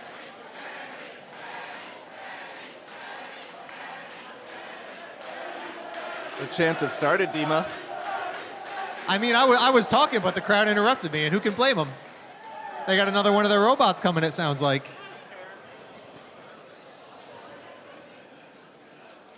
So we've had Apollo, we've had Jormy, and now we got Benny. Some of y'all at home might be a little familiar with Benny R. Jom? Jom? Yes. Yes, okay. Dealer's choice on that one. Why would they be familiar with it? We've seen this sucker before. It got clipped? Got clipped or get clips? Something like that.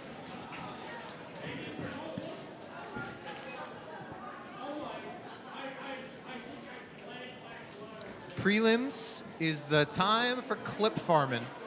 And for those that don't know that term, maybe the uninitiated among the fans at home, clip farming is when you beat somebody well enough that you can get some clips from it.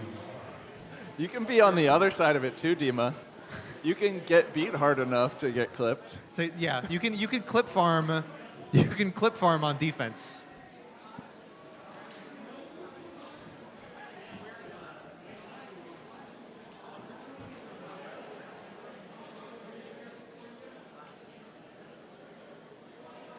All right, looks like they got this box cleared out, which means we've got some more robots about to load in.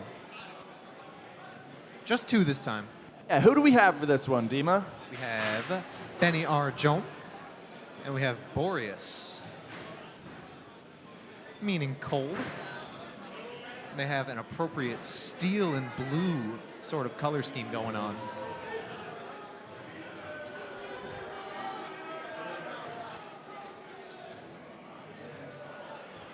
Come on, I just found out in my ear we have a JD update on that flame fight we saw. Limewire takes it over the power of hatred. I gotta give it to the slams that Limewire was doing. Yeah. They were solid and hard. Slams and no condition lost, but we lost some condition on the wall. The hammer saw part of Power of Hatred. That counts. good fight, but obviously I'm going to be disappointed. I'm not going to be partial or biased, but that's my brother in there. I want to win. All right, almost a mirror match in this one. Dima, we got a beater versus a drum. Some call them mirror matches, some call them dittos, but we have Vert versus Vert in the 12-pound cage now. The crowd yells at me, it's a ditto. You have preference for these? This is coming from the team that builds Pokemon-themed robots, though. Yeah. They got skin in the game.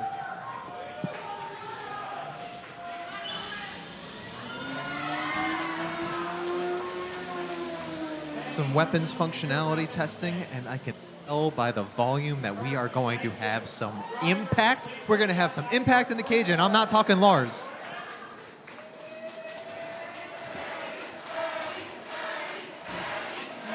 There's the chance. I knew it was coming.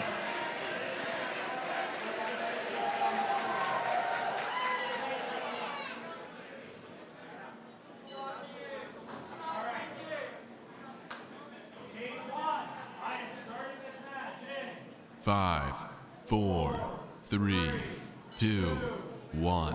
Fight, robots, fight. Ooh, that's a death hug.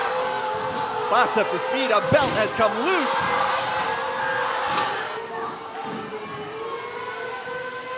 Someone's missing a fork, that's off of Borius. Benny is getting the better of these exchanges. Benny is trying to make Borius leave in pieces. The drum is down on Borius, drive is down on Borius. Can they move with just front wheels?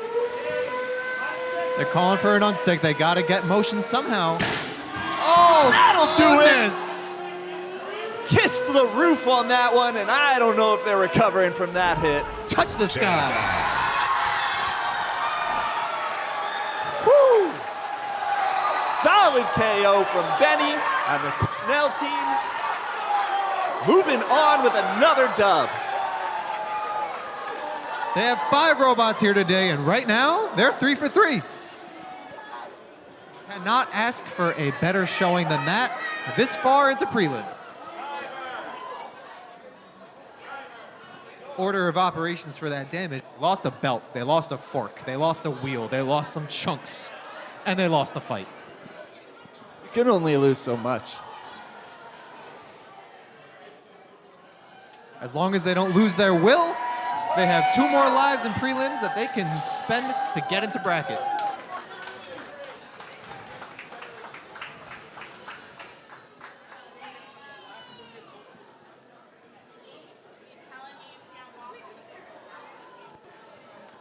Cornell is fighting to show us that they are an Ivy League. They're 3 for 3 right now, and they're going to try to go 5 for 5. Let's see how many of those robots get into top 8. If you didn't know these bots before today, you're gonna know them at the end of today.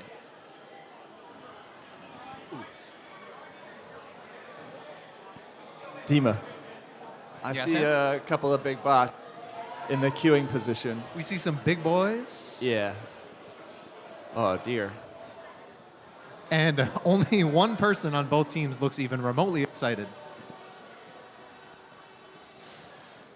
I believe the kids call this locked in. Ooh, these are some cool bots. I'll wait to see. I'll wait to see. I'll wait to explain them before the viewers can see them. But they are cool, and one of these bots has a little bit of an old school feel that I love.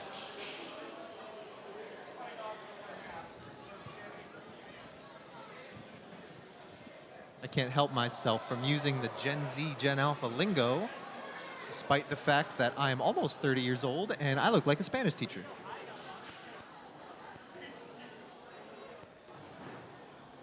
If I say it enough, it won't be cool anymore.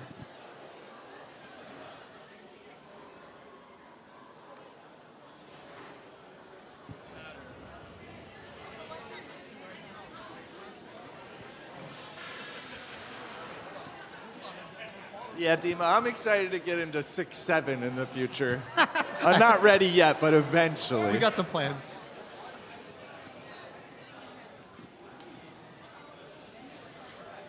Cornell has not only cage robots, but they have out-of-cage robots with some, I don't know if you'd even call that cosplay, but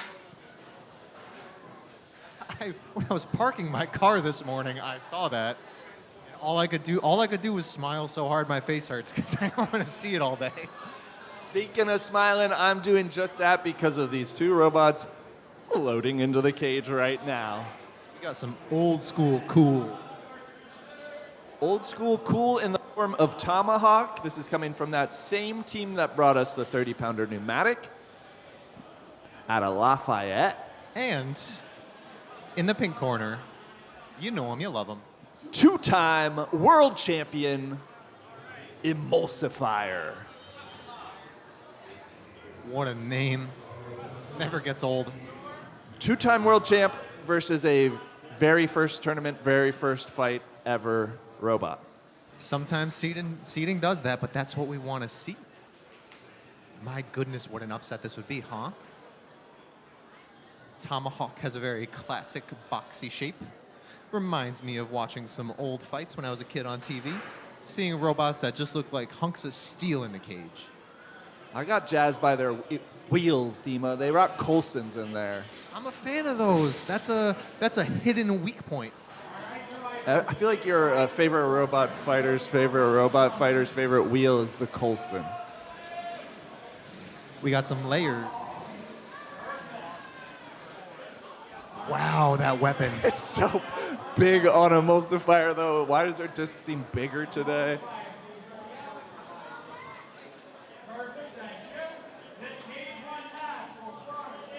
Five, four, three, two, two, one. Fight, robots, fight.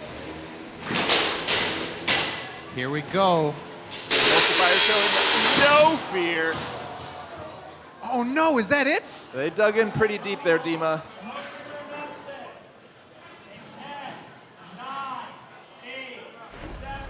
Tap out. That's a tap out, so they can get ready for the next few fights. Carved clean through that aluminum armor. Rarely do we see such shredding type impact in the 30-pound bracket, but you built yourself out of steel, and Emulsifier has that big impacting tooth on its blade. I think that went well for the Tomahawk team. About as well as you could hope against, as you said, two-time world champion Emulsifier. But also, wow, I want to go back and watch that video and hear that grinding noise. I don't hear that every day. That's some dopamine rush for a robot fan. For those watching at home, this is YouTube. This ain't Twitch. You could just rewind. You can just click back a few seconds if you want to watch that fight again. All right, Tomahawk. Not too bad you got up to speed. What do you think was the key to your loss here? Well, he got us from the back. That was one thing we were trying to avoid, but part of the game. And so with a cut like that, what do you think he hit into? Had to hit some of the wiring in the back is my guess. It doesn't look like he got into the motors or the gearbox, so I think we'll be back for round 2. Fixable. All right, I'm excited to see it back in the cage. Good luck with the repairs. Valiant. That's what I like to hear at the end. We hear fixable, which means winnable.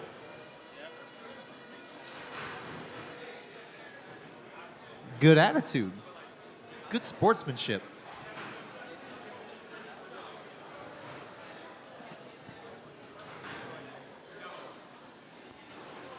How'd that go for the Emulsifier team?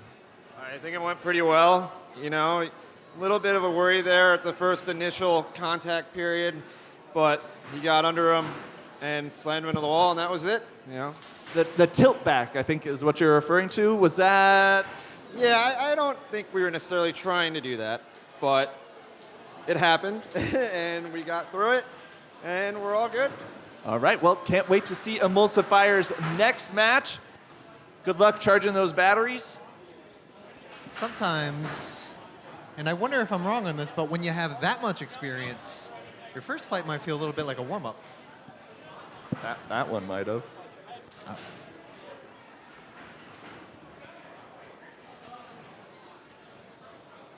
We have seen so much action in this big cage. Cage 1 for a reason, am I right?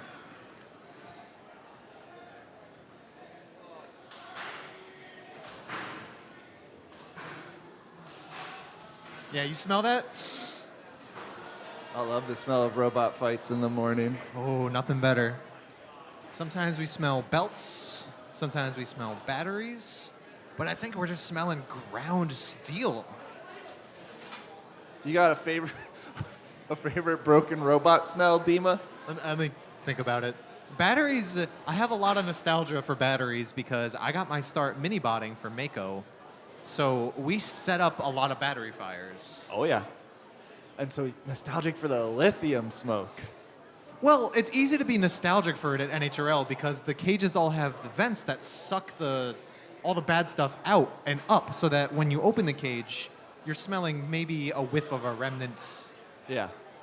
But that's not like that at every tournament you fought. No, it isn't.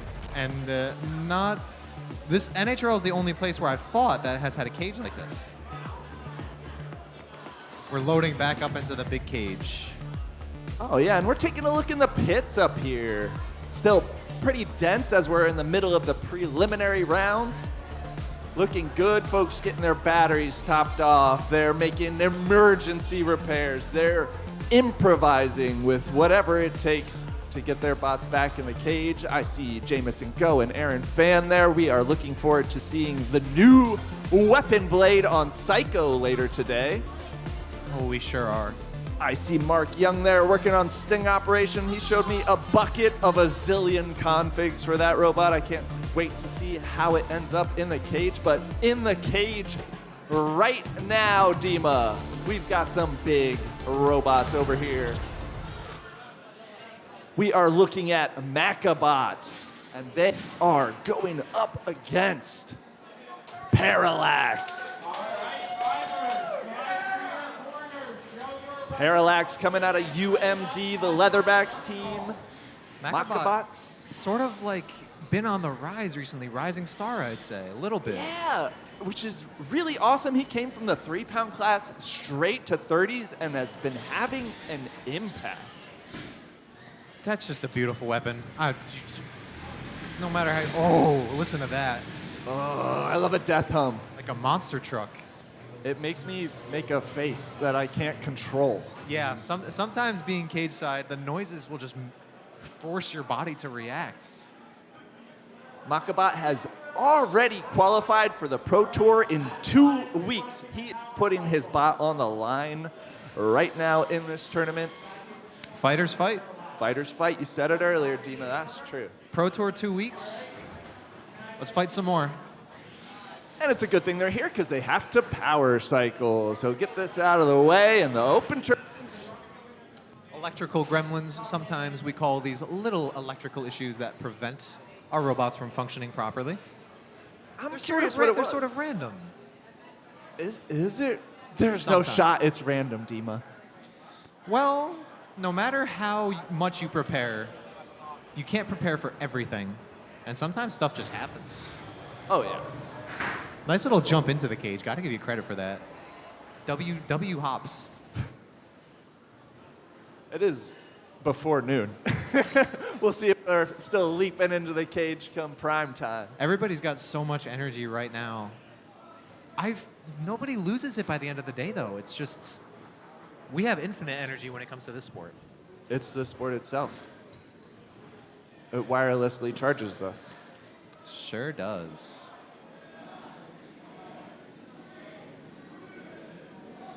Man, I could watch this all day, and I think you will.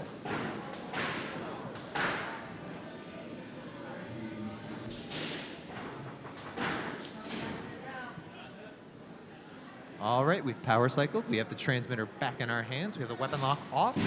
As soon as the cage doors are closed, which they are right now, we're going to see if Makabot is functioning properly.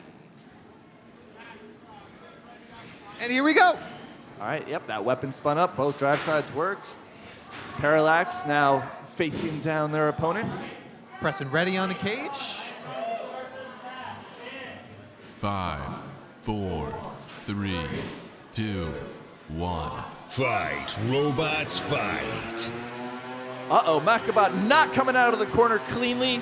Parallax, however, taking it to him. That weapon looks broken now. You don't want to get... No, I spoke too soon. Can he weapon wiggle off the kick plate? He called for the unstick. Here comes Flo. Looks like Parallax might be stuck in an odd position too. They managed to come off. Makabot calling for that hit from Flo. They want more. They want Parallax to hit. Here them. we go. We're not stuck no more.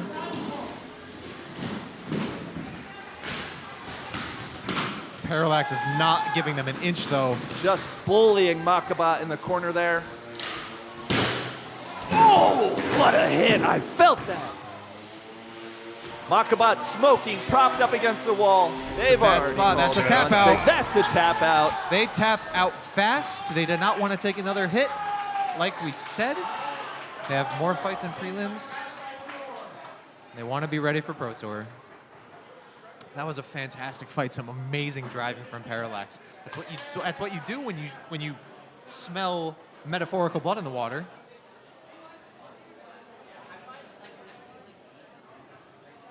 Great fight, great driving, great showing. Great Good defensive showing. driving from Makabot too. Even when they were inverted, even when they had taken some impacts on a slow weapon, I didn't count them out until they were out. And now, is Parallax a new robot? Yes, it's a new leatherback's 30 pounds. And this is your first fight ever with it? Yep. That went great. Are you excited about how it performed? Is there some issues you need to look at? I still need to get better at driving it. I haven't get much stick time yet, but it's performing pretty well from what I've seen. Well, you did a great job in this match. Excited to see your future matches and how far you can go today. Keep it up.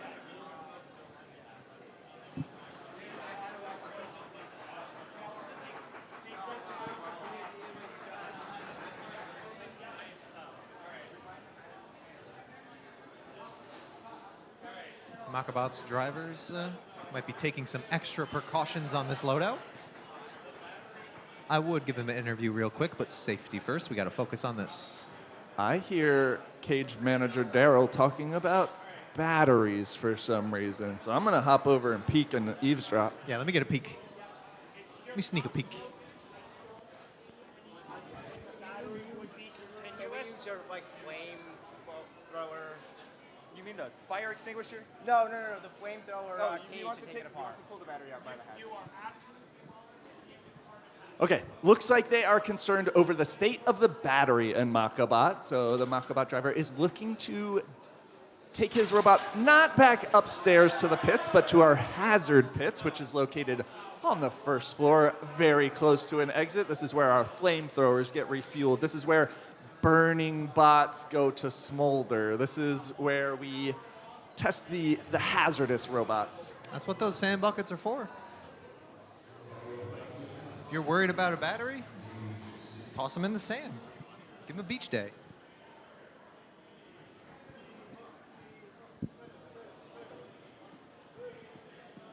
We have the best fans here at NHRL. Some of the biggest fans are staff themselves.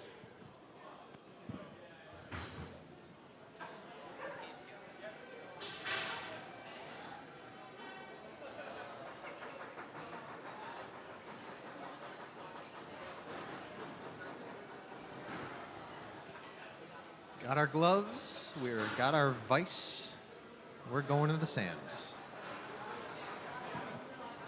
Keeping the walkway clear for our cage managers.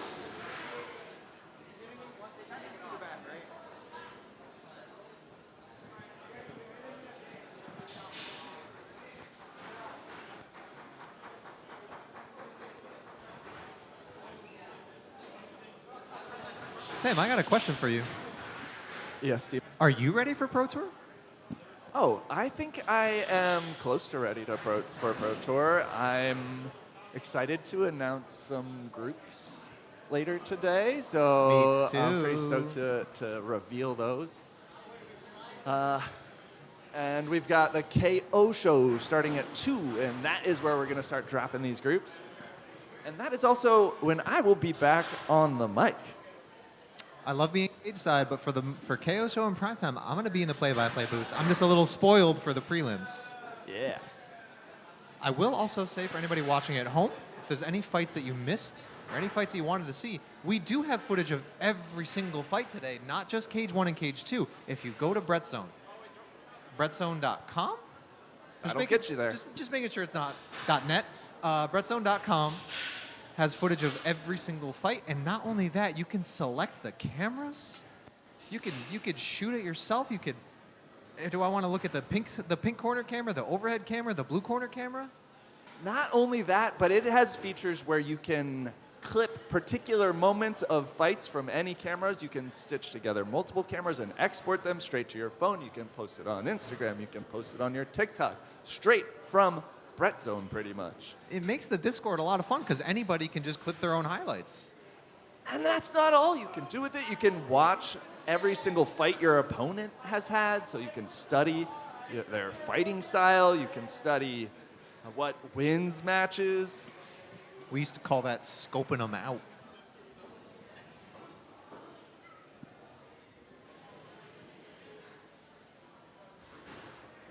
I see some bots coming down the way.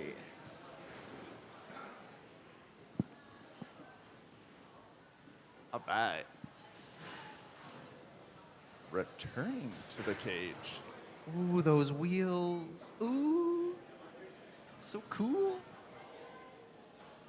Oh, okay, we've got Catharsis getting ready to load into cage 1 here. Different config from their first fight. And they're going to be going up against Kazahin. What does Eins mean, Sam? It means one, as in there is one Kazaa, whereas Kazaa Light means 2.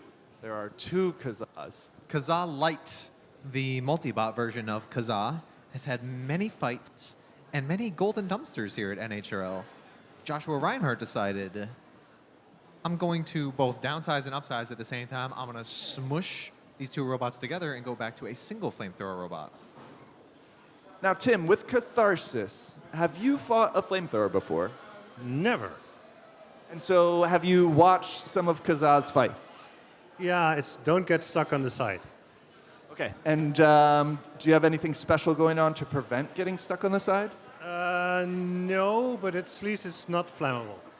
And I'm struggling to see any exposed plastic on Catharsis. Is that true? The paint is plastic, the stickers. The stickers are plastic, so those are at risk in this match, but even your wheels, no urethane, no nothing on those. All right, Kazahin is loading into the cage now.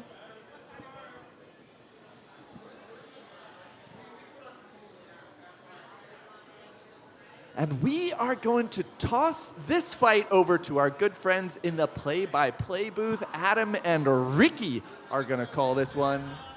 You're in for a treat. They know their stuff. They have fun with it. They sure do. There's more knowledge in the play-by-play booth right now than there is maybe in the whole rest of the building. That's an exaggeration, but how big is it actually? Constant flattery. That's wonderful. We are in for a treat as well. You know I'm always excited when we get a flame robot into the building and into the cage, and to be going up against Catharsis. Flames, robots flying through the air, what's not to love? We have a lot of flames in the building today, Ricky, you would know, running all of the safety. But Kazaa always kind of king of the flames here. And this should be a good one. Barely any plastic at all. No, so much of Catharsis is just beautifully milled and machined metal of every variety. If you want to figure out if a flame robot really stands a chance against robots built to resist flame robots, this is the test. It's interesting because metal can sometimes have a disadvantage. I mean, it'll get hot, it'll transfer that heat to the components inside. Plastic might melt, but it is also a decent insulator. So I wonder if there could be some negatives here for Catharsis. A plastic robot is like wrapping yourselves in a flammable blanket. You know, it's going to keep you safe for a while. 3, Well, we'll see how it goes. 1. Fight, robots, fight. Kazaa fast out of the gate here. Where are the flames, Ricky? It's a good question. Kazahin, there they are. Kazahin's trouble lighting up in earlier fights, not in this one. We are testing Catharsis right off the bat here. How long is it going to be able to withstand the heat? Those forks are working very well on Kazaa, but the stoppers, ooh, that is a sharp hit. That's 2 sharp hits. Kazaa doesn't want that to happen, and now they're upside down. Yeah, this reduces the shoving capability dramatically on Kazah. Oh, the flames are getting sucked under from the wind of Catharsis is blowing them back. This might be working better for Kazah. They're able to keep Catharsis at a distance, but I think the tornado of the weapon is keeping those flames away. Is from it the just inside. me? Or is Catharsis like slowing down a little bit here, Ricky? I see no movement on its right-hand drive side. Remember, wooden floors like we have here are unusual, and that can put a lot of stress on a robot's internals. Yeah, there's an unstick request here. Kazah still getting under. Very impressive. Kazah is, however, burning from both ends. It's not supposed to do that. No, something has been ruptured in Kazah. Oh, and Catharsis has freed itself, although it did still burn its unstick. Yeah.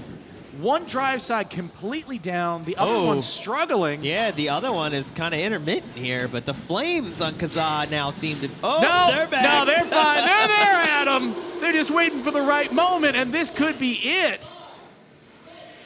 You can see the wheel on the right side of Catharsis kind of spinning a little bit. Something is loose in there. I wonder if a pinion has come off the axle. Just a little bit of torque to free spin it in the air. I see smoke coming from the inside of Catharsis. Oh, that is not good. That's the heat playing there.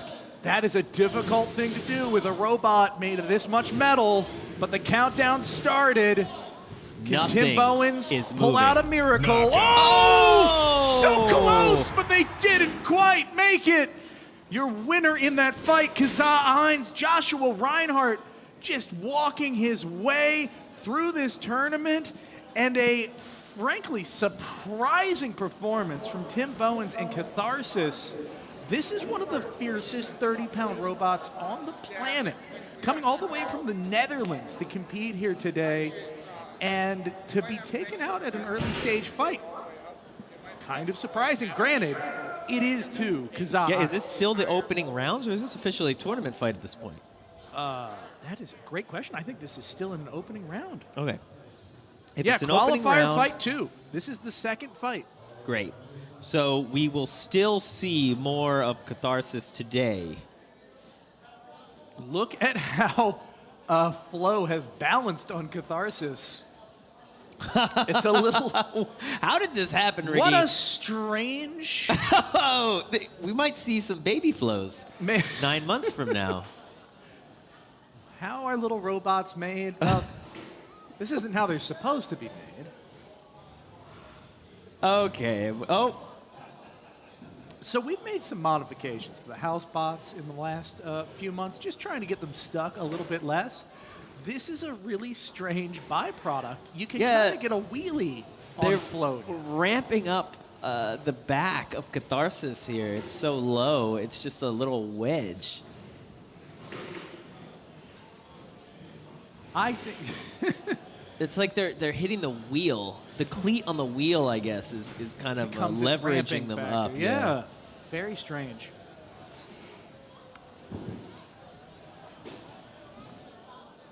But a great fight showing what Flames can do. Catharsis with some big hits there, poking holes in Kazah. Flames are coming out the wrong spot, but enough heat saturated something in there and overheated. I mean, you're not going to see Catharsis overheat like that without the Flames. That's a direct result of Kazah's weapon. It absolutely is. Although I will say, I think that drive issue, that was self-generated. You know, strange. I think that could be heat too.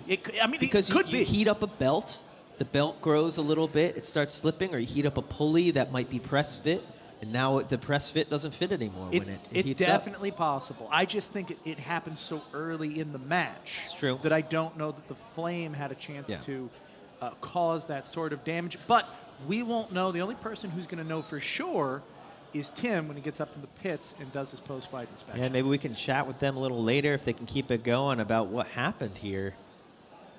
Get a pit update later on today, but love that handle. Look at that. That is it's a handle / safety lock, I think, combo. Fantastic. I always like a good safety. I was thinking, like, you know, if I had to hand out an award at the end of the year, it would be for the best safety lock of the year. I could get behind that. And I think Catharsis would be right up on that. Top of that list right now. Fully agree, Adam. Well, we're going to head over to Cage 2 now, and I see probably my favorite headgear in the entire sport of combat robotics. The Heat Miser throw, as I like to think of it, and that can mean only one thing. Clyde has entered Cage 2. Clyde has upgraded. They have leveled up this flame robot so hard. This is a turbine-assisted, this is a forced air-assisted fire robot, and it can put out so much heat so quickly. It has literally melted robots into puddles earlier today.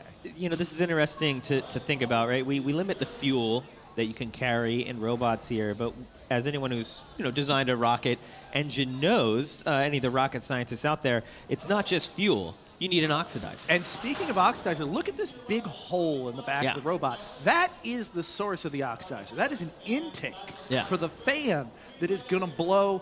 It's I can't remember the speed they told me, but a couple 100 miles an hour of airflow flows through there to feed the fuel. 4, 3. Without the air, the fuel just goes out. You can 1. smother a candle, you can smother the flames. So we limit the fuel, but we don't limit the air. So you add enough air in there, you're getting a nice fuel-air ratio and some super hot flames. There you go. Look at that. Bad luck trying to avoid its namesake. Sending themselves flying across the arena. A good pin from Clyde, but I'll notice that fan that we were talking about is down. Oh. This orange flame you get, that is indicative. Yeah, you're right. Did they just get hit by the weapon and all that chaos? Maybe. You can see it torn apart there at the back. Yeah, the fan is down, but the flame is still working. What this means is that it's going to take longer for them to burn their opponent.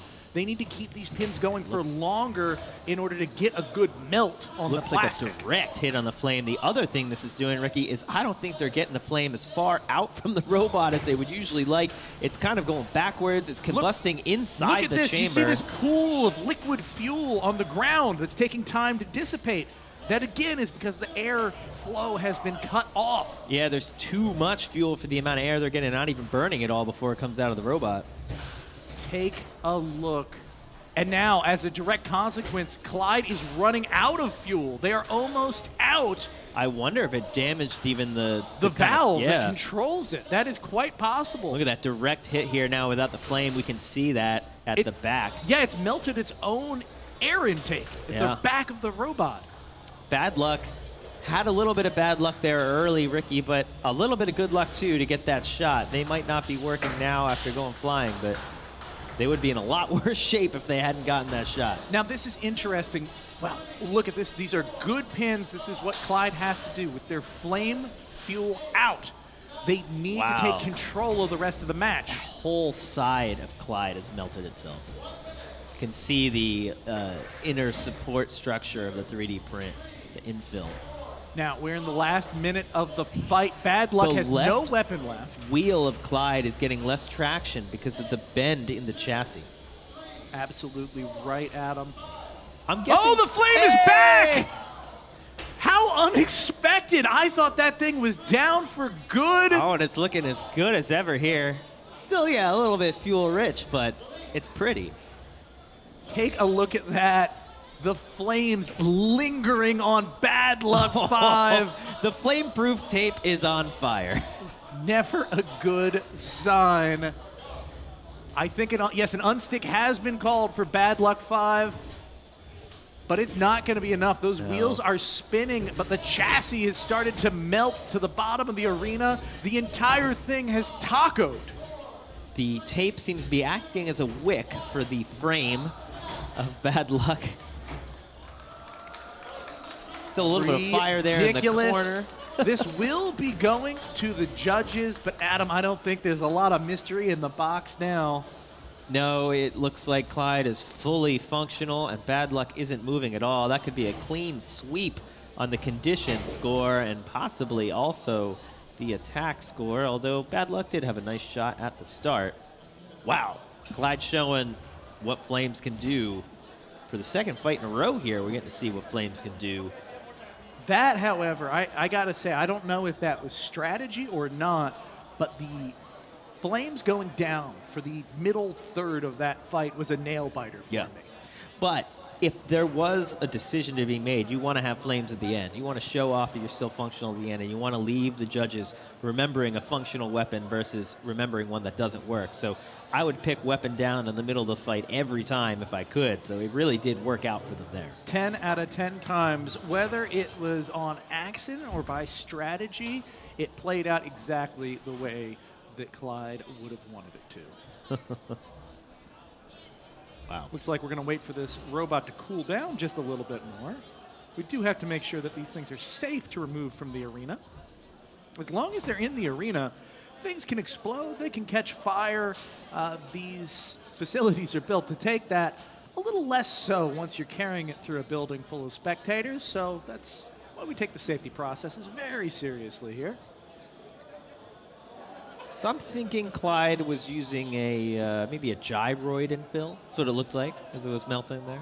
I can see that coloration. The only thing I would say is that you kind of tend to have a three-dimensional effect as it melts. So that looked like a static two-dimensional pattern. So perhaps something gyroid adjacent. For those of you listening that might not be familiar with 3D printing, gyroid is one of many patterns that you can make. These layers of plastic are extruded layer after layer, and you get to pick what kind of pattern the plastic is laid down in as the part is created. Inside of a 3D printed part, it's not just solid plastic, it's a complex web of filaments that gives strength and structure.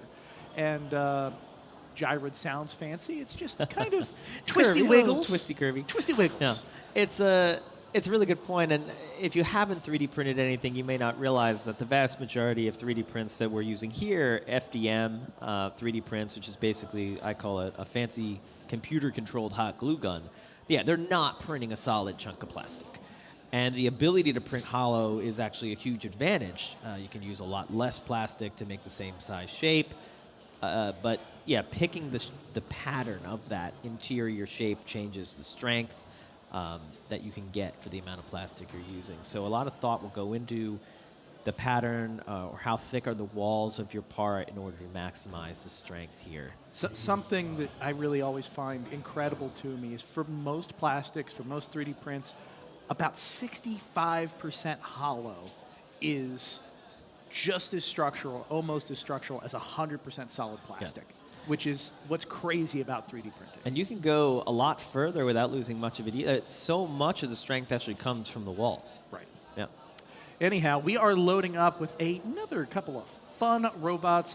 Anubis has, well, it's a monster. This can throw robots every which way in the arena. And Stickler, the opponent from Jeff Schulenberger, this thing is unusual, puts it lightly. This is a combination bristlebot, shuffler drive, full body spinner. What do you have to say about this one, Adam? I absolutely love Stickler.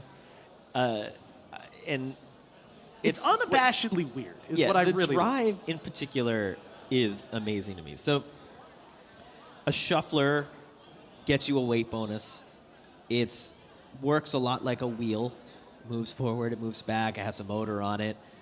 It's just more complex. You can see it there on the right side of your screen. That complex system of legs kind of looks like it's walking. That'll get you a 50% weight bonus if you use shufflers. And then on the other side, it's got bristles. So there's no moving parts on that side of the robot. No moving parts at all.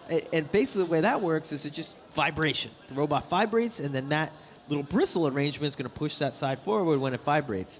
And we used to give a weight bonus if you had a bristle drive robot, but not anymore. So it's still getting the weight bonus because it is fully controllable with that shuffler. But by only having one shuffler and the bristle on the other side, it's kind of getting a little bit more maneuverability here with that bristle.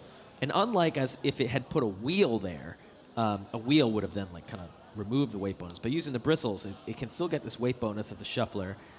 Still get a little bit more maneuverability, and it's kind of really interesting. That right side, or the left side of your screen, the right side of the robot, is just always going to be moving forward a little bit. And then on the left side of the robot, they'll be able to add steering and control. Orientation, control. Yeah, it is really a strange approach, but it's one of these things that you see it in action and you kind of understand once you see it moving why it's done this way. I just want to take, while we've got a close-up, you mentioned the bristles, right? The bristles on the left-hand side of the screen, right-hand side of the robot. You can see how they're oriented. They're at an angle with relation to the floor. This is how a bristle drive robot usually works. Because they're at an angle, it slides easily in one direction as it vibrates, but it pushes hard against the other direction, which means that as it's shaking back and forth, it progresses along the arena floor. It's that orientation that determines whether or not it's going to move in a given direction. A dog's fur. You know, you pet him in one direction, nice and easy. You go to the other way, it doesn't work. I am sure to drag my dog only such that his fur, goes with the grain of the hardwood. So it's not looking good for Stickler here. I don't know if we're going to get to see the wonderful complexity of Stickler in action. Unfortunately, we're just getting a lot of twitches. Yeah, remember, your robot needs to not only be able to drive at the beginning of a match, but we do require that your weapon work. If your weapon doesn't work when the doors close to the arena, you are not allowed to progress into the fight. So we'll see if that bit of work worked out for Stickler or not. It's moving. It's driving, and it's spinning. Hey, and the sticks are stickling. They do appear to be stickling.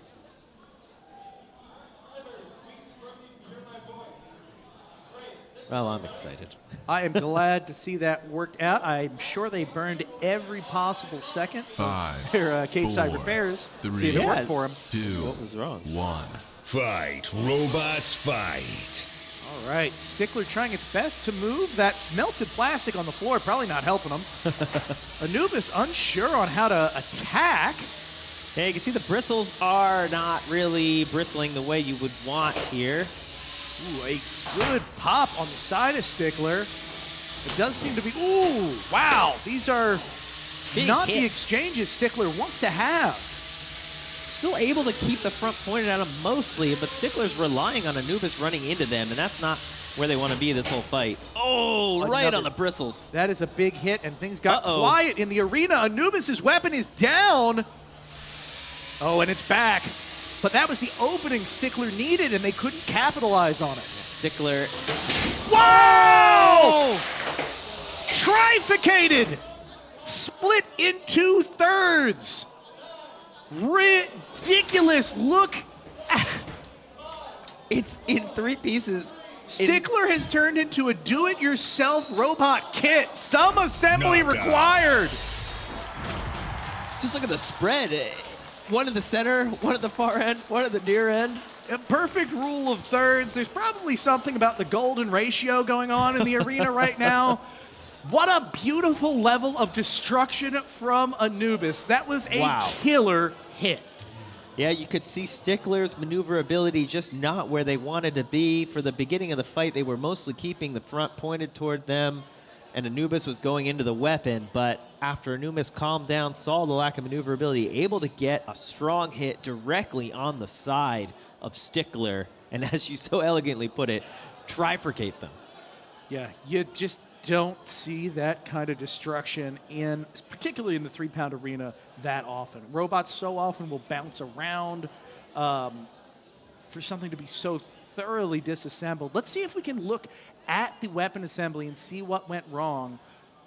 Yes, it appears that the entire motor assembly that goes through the main weapon bar just split in the middle. So the shaft that holds that motor together snapped, just outright snapped. And once that one linchpin failed, the entire robot falls apart. Yeah, that makes a lot of sense. You can kind of see the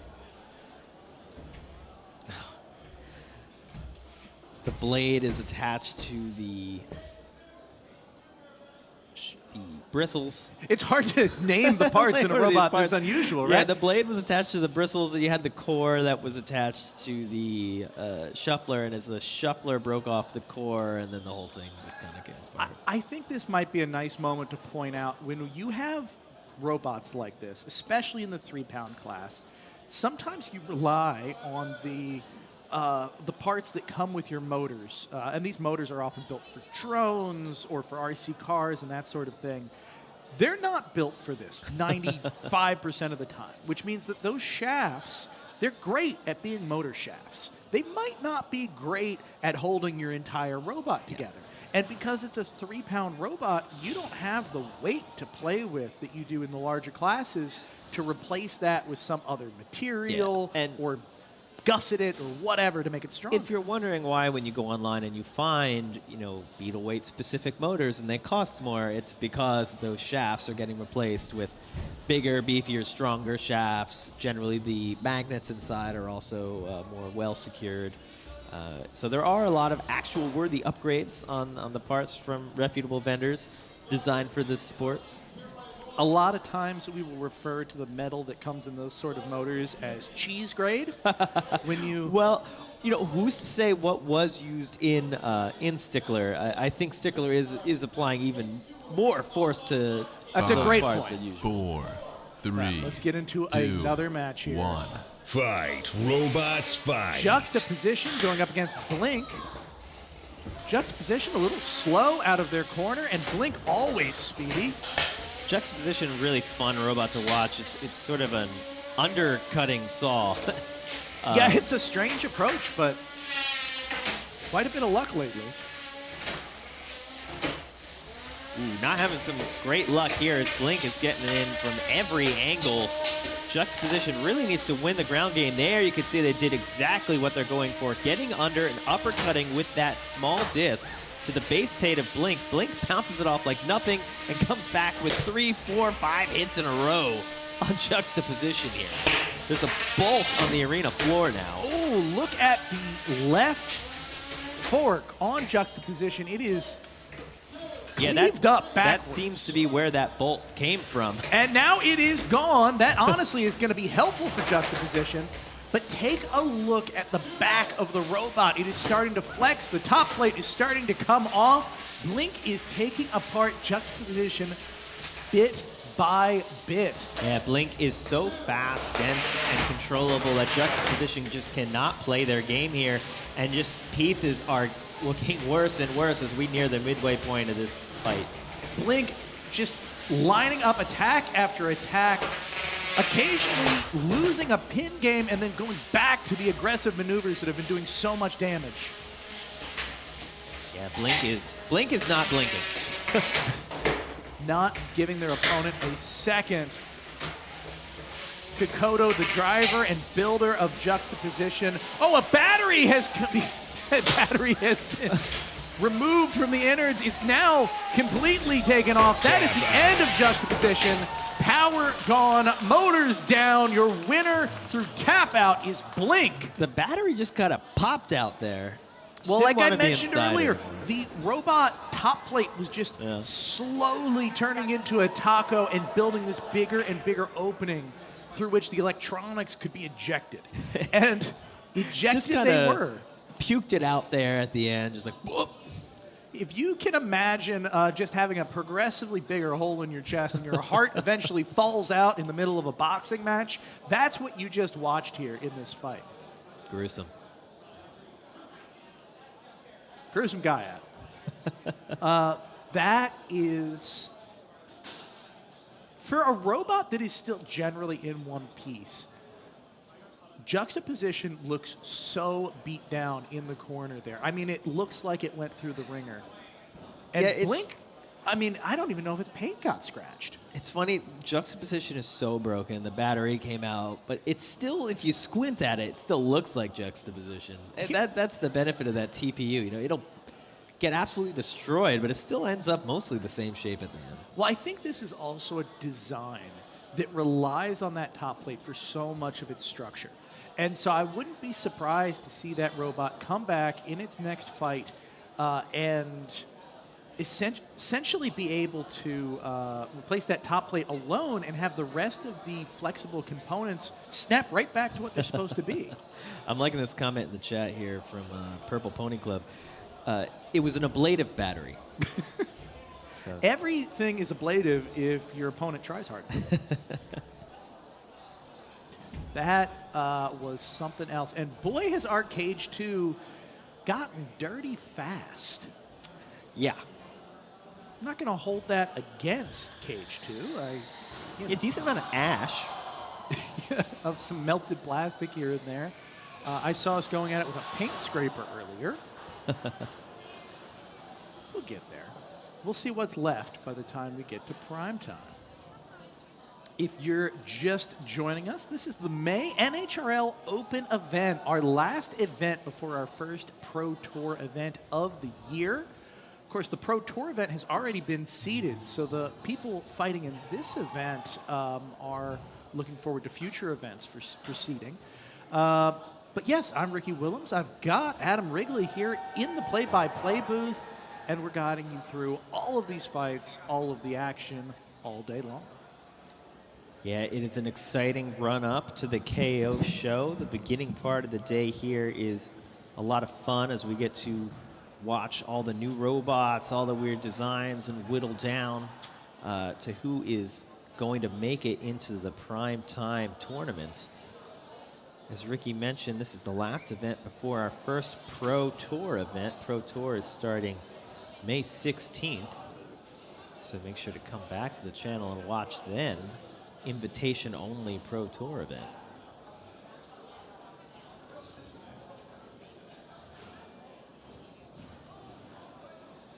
Seeing a couple robots load in here. I think this is Pretty in Pink versus PowerOn.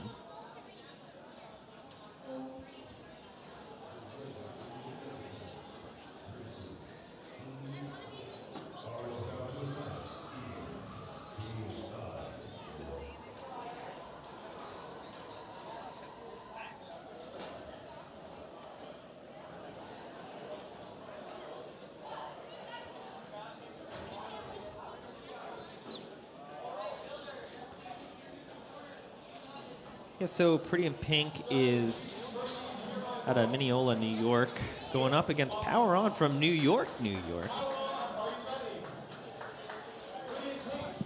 Sometimes you get a bit of New York rivalry. We'll see if that plays out in Cage 2 in just a few minutes. 5, 4, 3, 2, 1. Fight, robots, And we're fight. off. Pretty in Pink immediately driving into the rail. Not a great start, but PowerOn was not able to seize on it. Now the two are locked horns, dancing in the arena. PowerOn is vibrating a little bit here. Wonder if something has gone off balance. Quite possibly. They are dancing every which way in the arena and then getting popped in the air by Pretty in Pink. Pretty in Pink just chasing them down. The first 30 seconds of this fight are all Pretty in Pink. PowerOn has some catching up to do here. They are losing the ground game on these interactions most of the time. Weapon to weapon, but each time PowerOn is going flying. Ooh, Pretty in Pink was stuck on the rail there, and PowerOn couldn't really take advantage of it. But now, some good shots. They're a hat, Ricky. Pretty in Pink, a beautiful hat. A raspberry beret, if you will.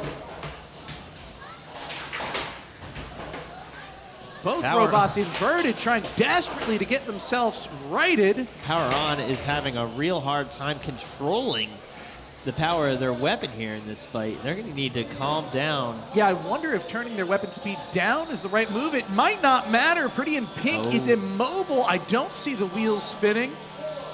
They are being counted out. Where's the unstick request? Oh, PowerOn will handle that unstick for you, Adam. They are back on their wheels. Back operational weapon is working. I wonder. Looks Left-hand drive on Pretty in Pink is suffering, and PowerOn is not wasting any time in bringing it to their opponent. And look at that, though. Another instance of PowerOn flipping itself as it attacks its opponent. Yeah, but it's not going to matter because PowerOn can get itself back onto its wheels, but Pretty in Pink looks like their top plate is just distorted enough to keep their wheels off the ground. You can see there, the whole front of the robot is twisted. Knockout. They vibrate their weapon, but can't get back upright. Pretty in Pink owned the beginning of that fight, but PowerOn with a strong comeback, able to get the knockout.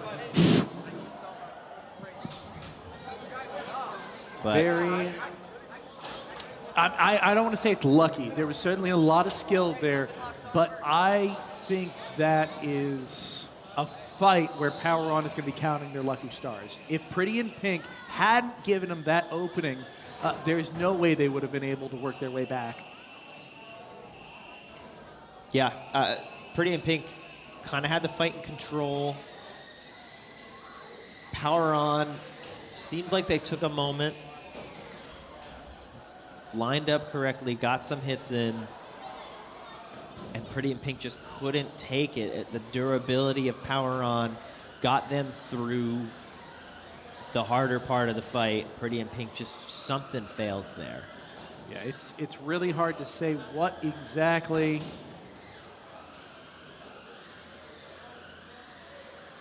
PowerOn will be going up against Murphy's Law after that fight. So we'll see how they do. Pretty in Pink, I believe, is eliminated.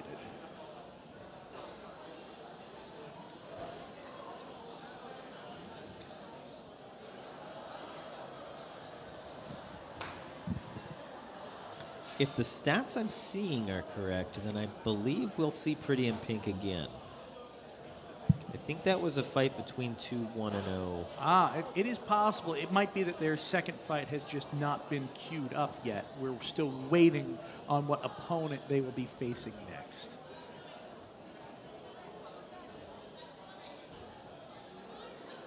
You can see our cage staff doing some great work to make sure that all of our fight footage is getting to you in wonderful 4K resolution.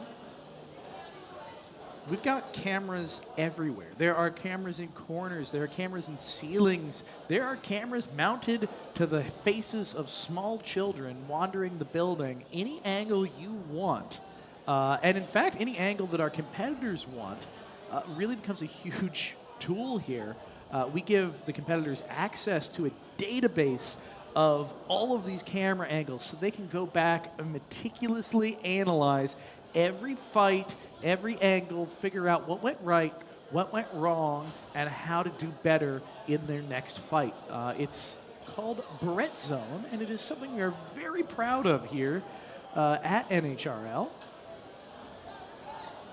If you go to Brett Zone, you can watch not only every fight that you have seen here today, but every fight you might not have seen here today. We have, in addition to the open tournament going on, a wonderful program called the XP League. That is where builders gain experience by, we'll call it fighting in their entry-level fights.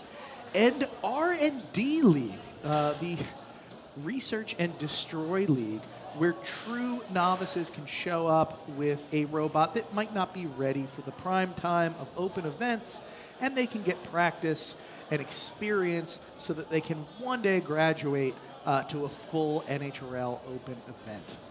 So if you want to check that stuff out, if you want to see some of the behind the scenes, check out brettzone.io and have a ball. There is so much to dig into.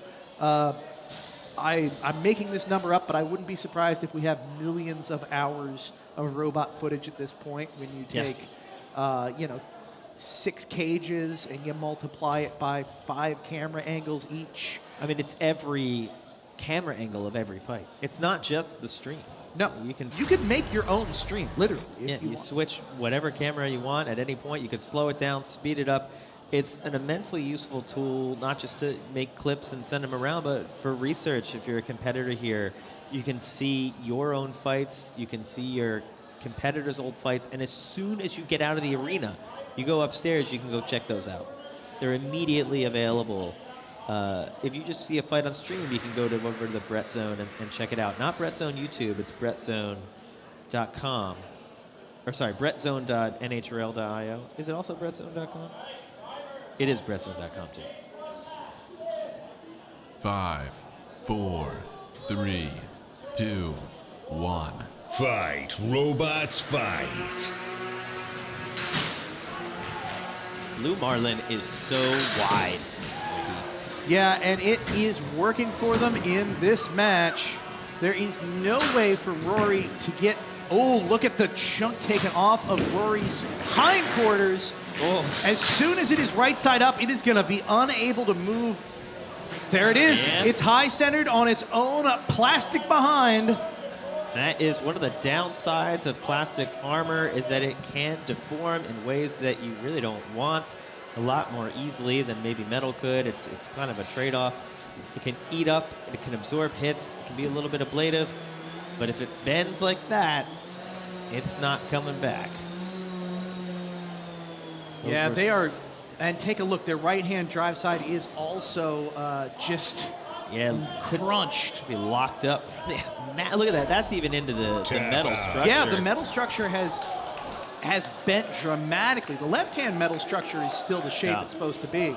Wow. The right-hand side, not even close. Blue Marlin's got a kind of compact disc there on the front, but it packs a punch. It has just absolutely destroyed the frame of Rory in 2 hits. Yeah, Blue Marlin's a really interesting robot. You know, you look at verts and you play around a lot with the aspect ratio. You know, how wide are you? How long are you? There's different advantages and disadvantages to both. If you go too short with your robot, you might flip around front to back a lot around the arena. But if you get too narrow, then you have this problem of people getting around to your side very easily. So a wide robot can keep opponents in front of it. But if it's not deep enough, it can flip and become uncontrollable. Blue Marlin has really kind of optimized their shape.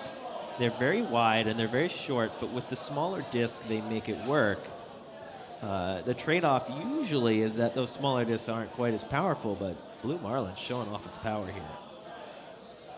Yeah, those are some punishing hits, especially for a robot like Blue Marlin, which, while formidable, is not a robot that we know for being the heaviest hitter in the game, right? Oh, I am seeing some damage to the front left drive system as well. That is caved in. The belt is loose. Oh, for sure. Yeah, it took major damage. Although the main structure might still be flat, it doesn't mean that that side of the robot was anything close to unscathed. Right in the trash. I guess I should point out to viewers, that is not just a trash can. We're not dismissing them as rubbish. That is considered a fire safety bucket. The underside of that is filled with sand to allow, in case of a battery fire or something, an exit of the building in a safe manner. Speaking of fires, we have Pyre going up against Michael. Pyre is this lower slung, wider robot. Michael is this longer horizontal spinner. It's a 12-pound fight in our big cage over near this is near the VIP area, right, Ricky? This is over near the VIP. We have spectators right up against the edge of this cage, which is always fun. It looks like the weapon on Michael has gone down, but the weapon on Pyre has also gone down. So, and Pyre's Michael's still back. going. That's Michael. Michael is going, but it's just barely. So, a much slower speed. I don't know if that is intentional, a strategic choice, or perhaps that's all the gas they have left in the tank. Oh, but that last hit has caused drive issues, the left-hand side of Pyre. If Michael can do just a couple more of those hits, yeah. Ooh, Pyre's on its last legs here, just kind of barely moving around, high centering itself. This could be it. Dead center in the arena. A tap out. That is it for Pyre. They got moving a little bit, but you can see they just keep stopping. I don't know if they're high centering, electronic intermittent issue, but they were just going to keep getting beat up for the minute and 20 left in that fight, and I think they said, let's try and fix this upstairs. Pyre's got a real nice look to it. Good shape. Just got to dial in the reliability there. We are hopping back over. Looks like cage 1.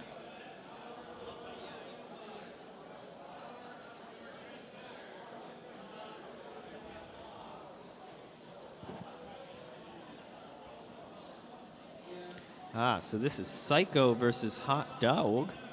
Hot Dog has really upped their game since the last time they were here. They were here at our last event as a completely rookie robot. This is a flame robot.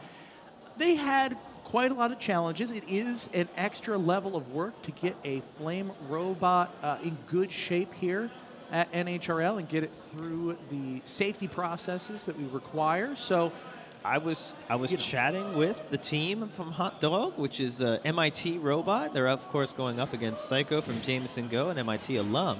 And the MIT team was really excited about Hot Dog today. The flames are working.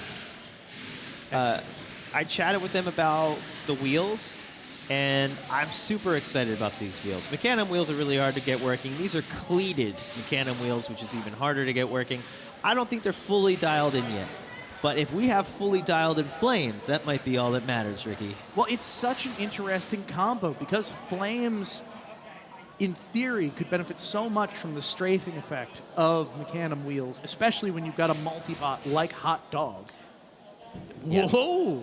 Yeah, they that said the is flame went all the apparently way working. across the arena. Beautiful. Beautiful. Their fork is a little bit up in the air there, but it's waving at you. You don't need to get under people with flame forks. You just need to get entwined with them. Right. So it can still work. A one-up, one-down approach is not necessarily the worst plan in the world. Yeah. We saw that earlier with Kazahin.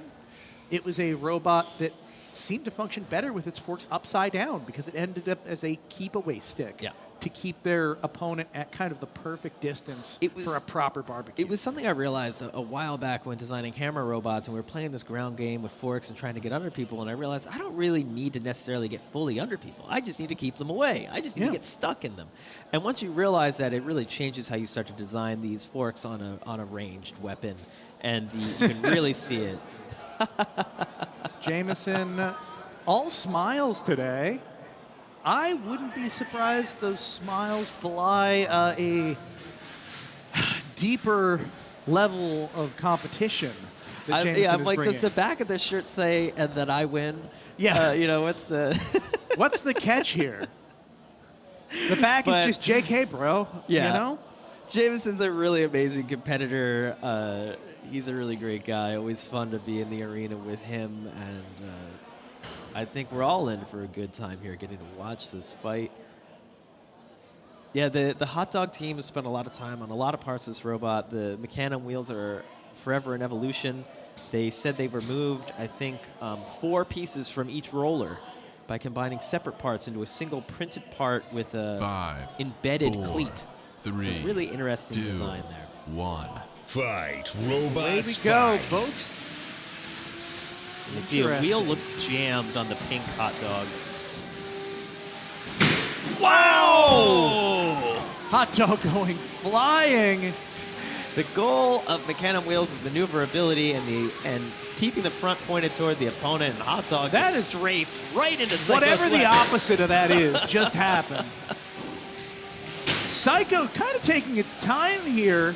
Just dialing it in. When it sees a good shot, it takes it. But Jameson isn't exactly relentlessly beating down the opponents. I don't think he has to in this fight. James has a lot of different driving styles. At one point in time, he was well known for his patience.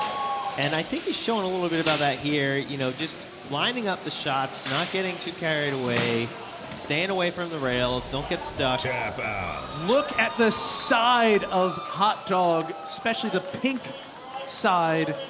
It has broken the armor package away from the robot. It's being peeled up like a tin can. You can see Jameson taking a moment to sign some autographs. Wins a fight, turns around, signs some autograph.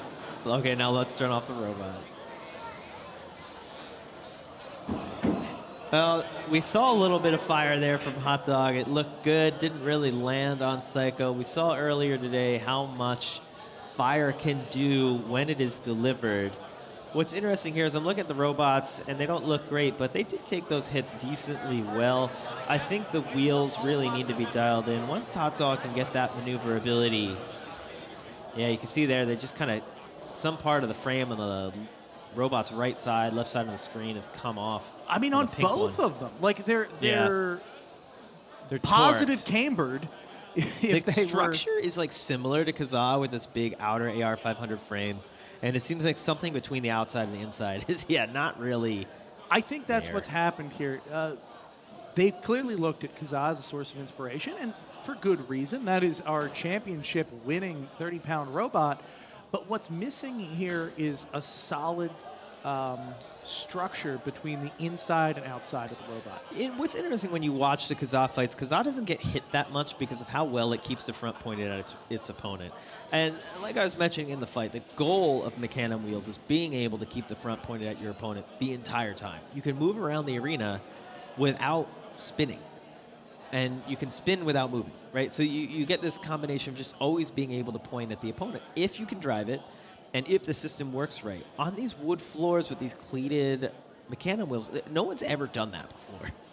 No one has ever made a set of cleated Mecanums. And so they're kind of pioneering this. It's going to take a while to dial it in. Those flames look good, and if they can dial it in, that's going to be a scary robot. In the meantime, Psycho is a scary robot. Yeah, Psycho is a top-tier competitor by any classification, and so I'll put it gently to say that this is a tough road to be learning on. Yeah. This is one of those things. And of course, flame robots, there are only so many facilities in the country that can safely house flame-based competitions. And so sometimes you have a extra difficulty. You got to level up your difficulty to learn, because this is the only reasonable place to do it, at least on the East Coast. Now, Hot Dog is technically, from what I can tell here, sitting at 1-1. They won their first fight in a forfeit. And so we will see Hot Dog again today if they can get it repaired. And I'm hopeful that we will get to see them operating at a higher capacity in the next fight, able to deliver some of those flames.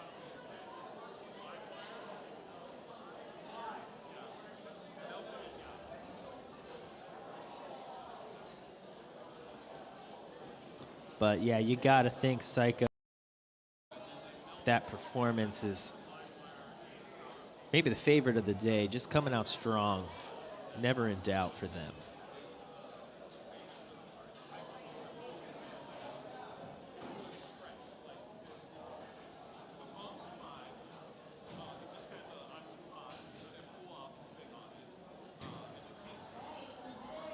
You can see them defueling the robot in the arena. This is unusual. Usually we do this outside, so something must have gone interestingly wrong here. Perhaps one of these tanks is suspect.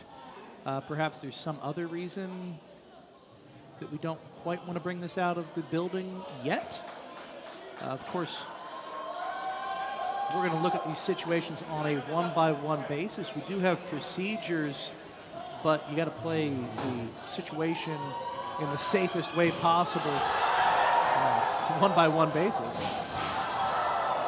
Case-by-case basis, excuse me. Hearing a lot of cheers for Cage 4 right now. We got Rinstorm in there, a watermelon-themed horizontal robot. Rinstorm is a beautiful robot. Take out this green. Look at that glow.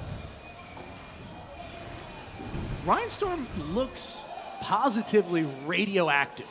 Yeah. I don't know if I'd want to be standing so close to the cage, Ricky. Yeah, I mean, hopefully no one's planning on having children anytime soon. I'd be a little worried about whatever kind of radiation. Oh, look at that! Yeah, it doesn't look like anything other than the lights are working in Rinstorm. Look, if you're not going to do good, at least you can look good. Yeah. And I got to give credit to Rinstorm. Not only does the bot look good, the team looks good. They got great looking watermelon jerseys. But Power, oh no, not Power Surge. I'm looking at the wrong name here. Benny R. Jome is going to take home the victory here.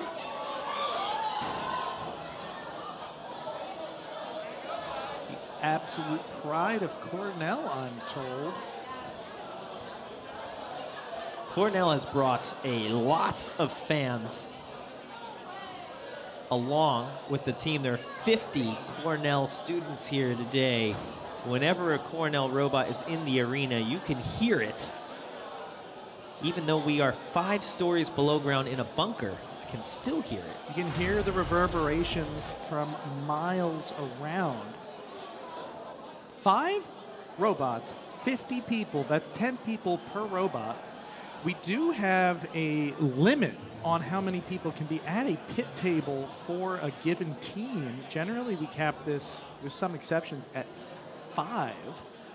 So they're rolling double deep, Adam. Yeah, it's good to see so much support for the team here. All right, Luna is going to go up against Apollo in Cage 1. I love the contrast in size in these robots. Apollo, this wide, slung, tall robot. Luna, compact, kind of sleek. It's funny, I look at the bot type. They're both 4-wheel drive verts. They're very different looking robots, to your point, Ricky. Love the fractal design here on the side of Luna. Very sleek. 5, very geometric. 4, 3, 2, 1. Fight, robots, We're fight. off. Interesting movement from Apollo coming out of its corner. Very slow. Both robots really thinking about this approach. Luna, a very point-and-shoot robot, looking for the opening, circling Apollo as Apollo keeps its weapon towards its opponent. Neither wants to go head-to-head, it seems. But Trepidation is permeating the arena. Apollo seems okay just sitting and pointing and allowing Luna to drive around in circles.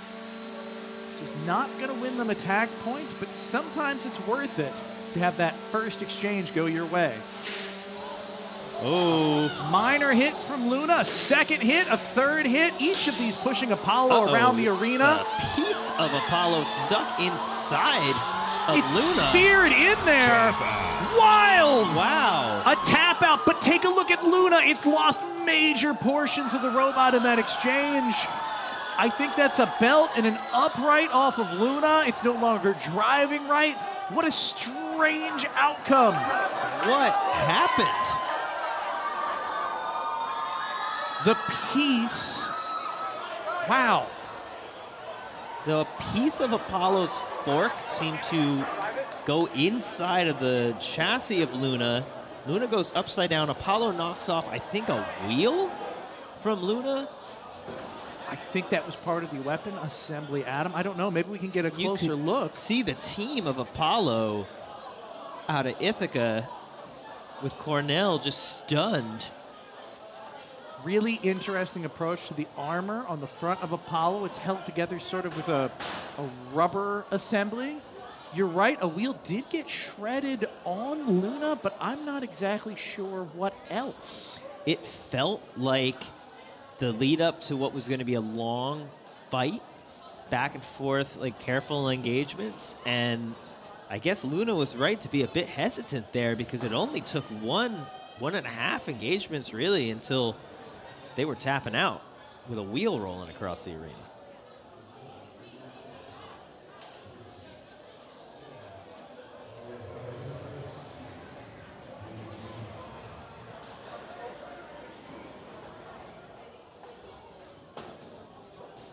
If you want to see what happened, make sure to go over to brettzone.com. You can check out the replay in super slow-mo and see exactly how that fork and wheel came off, pierced in there. Maybe send us a little clip of it. But, wow.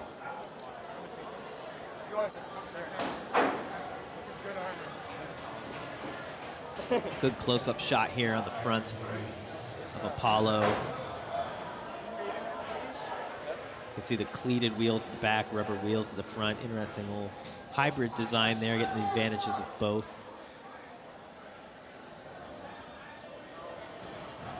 But Cornell Combat Robotics taking home another victory.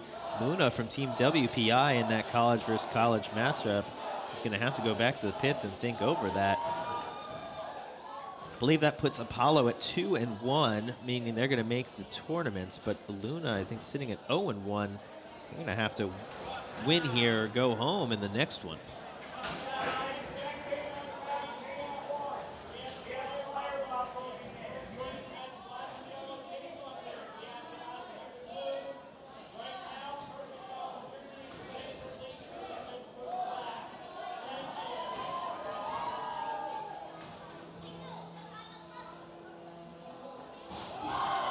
So we've got a 12-pound firefight coming up here, Ricky. This is FTP from Andrew Davis on the right there, going up against Limewire from Joshua Reinhardt, King of Flames here on the left on your screen. Good amount of that gold insulated, kind of reflective, heat-resistant tape on the front of FTP. Going to try and push that heat away. You can see the deceptive simplicity of Limewire, basically a shrunk-down Kazah Light in the 12-pound class. I guess a shrunk-down Kazah Eins. Yeah, it's interesting. It's a very similar design language that's used here, but it is a completely different build. This is not like some of Joshua's robots, just a copy and paste with some pieces added and subtracted. This is a new build with its own quirks. Yep. It has not historically been as good, sitting overall at 2-2.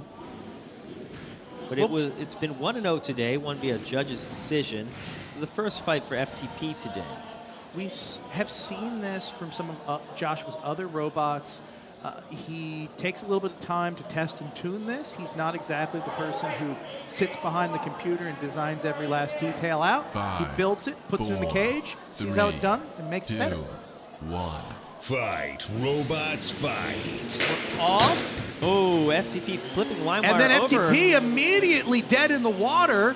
Limewire struggling to ignite its fuel. It seems like the drive on FTP is completely dead. I'm not seeing any movement from the wheels. Yeah, instantly down. Oh, the wheels are back.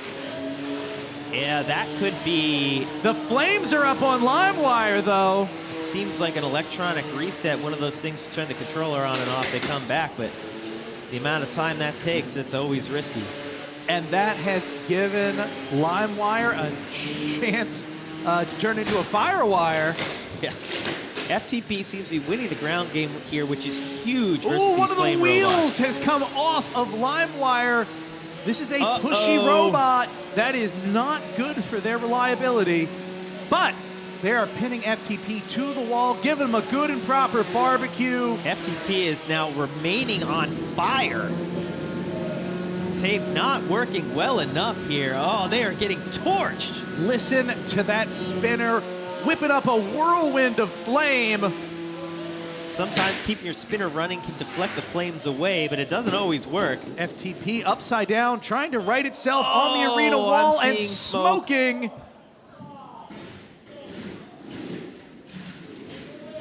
Oh, FTP can barely move. The weapon is not spinning.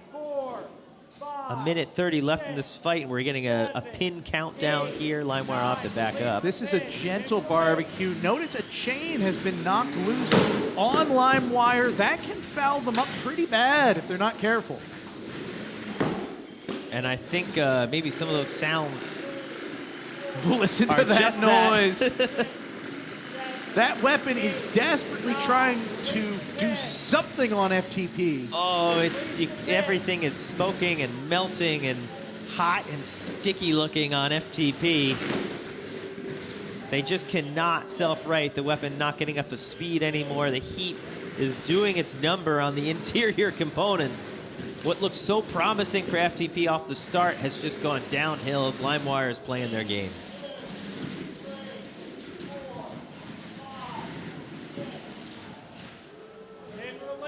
That weapon is really struggling with FTP. It is not designed to be in constant contact with the ground, and that motor's going to burn out quickly if they keep trying to force it to spin while inverted. It's not going to matter. They tapped out.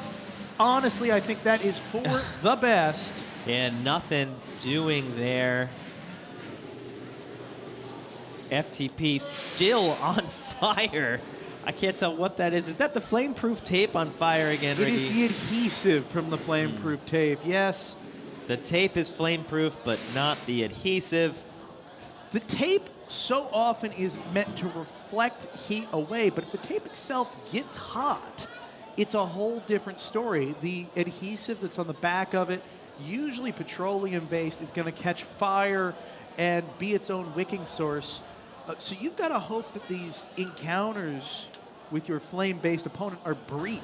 Yeah, I guess there is a difference, Ricky, between flame-proof and heat-proof.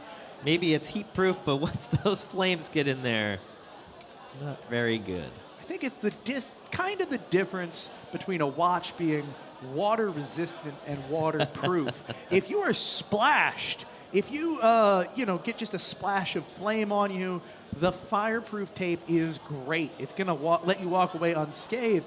If you're sitting in front of what is effectively a blowtorch, some tape is not going to save you. I'm going to be just very direct. The tape is not going to. So they're going to need the Divers 300-meter rated tape for their next outing. That is a painful-looking robot.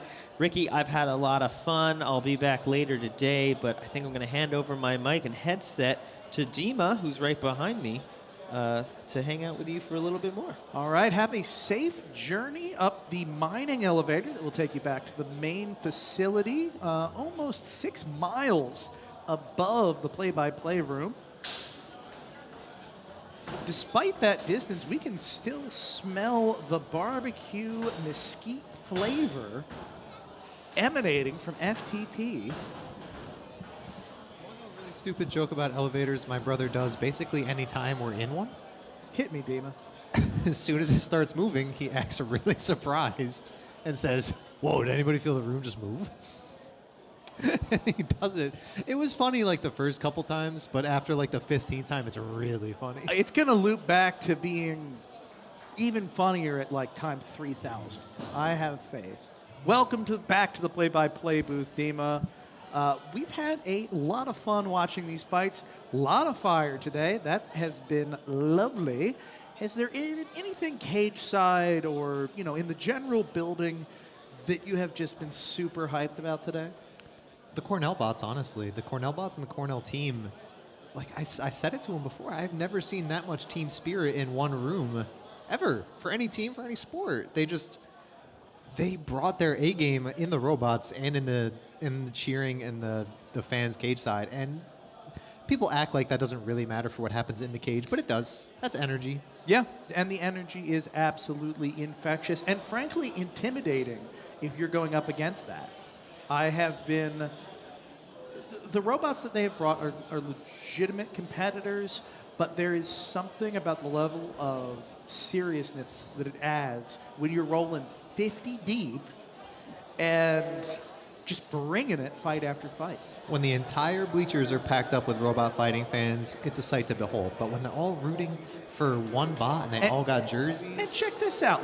Speaking of how this is an infectious sentiment, I gotta say, I think our young fans are just extra hyped when they see so many competitors just having a ball cage side. Honestly, the young fans are better than anybody at showing me what's cool.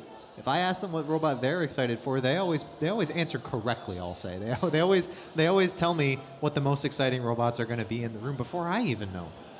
Well, I gotta say, there's more smiles every which way. Delightful for being this early in the day and having fans that are moving cage to cage, arena to arena throughout the building.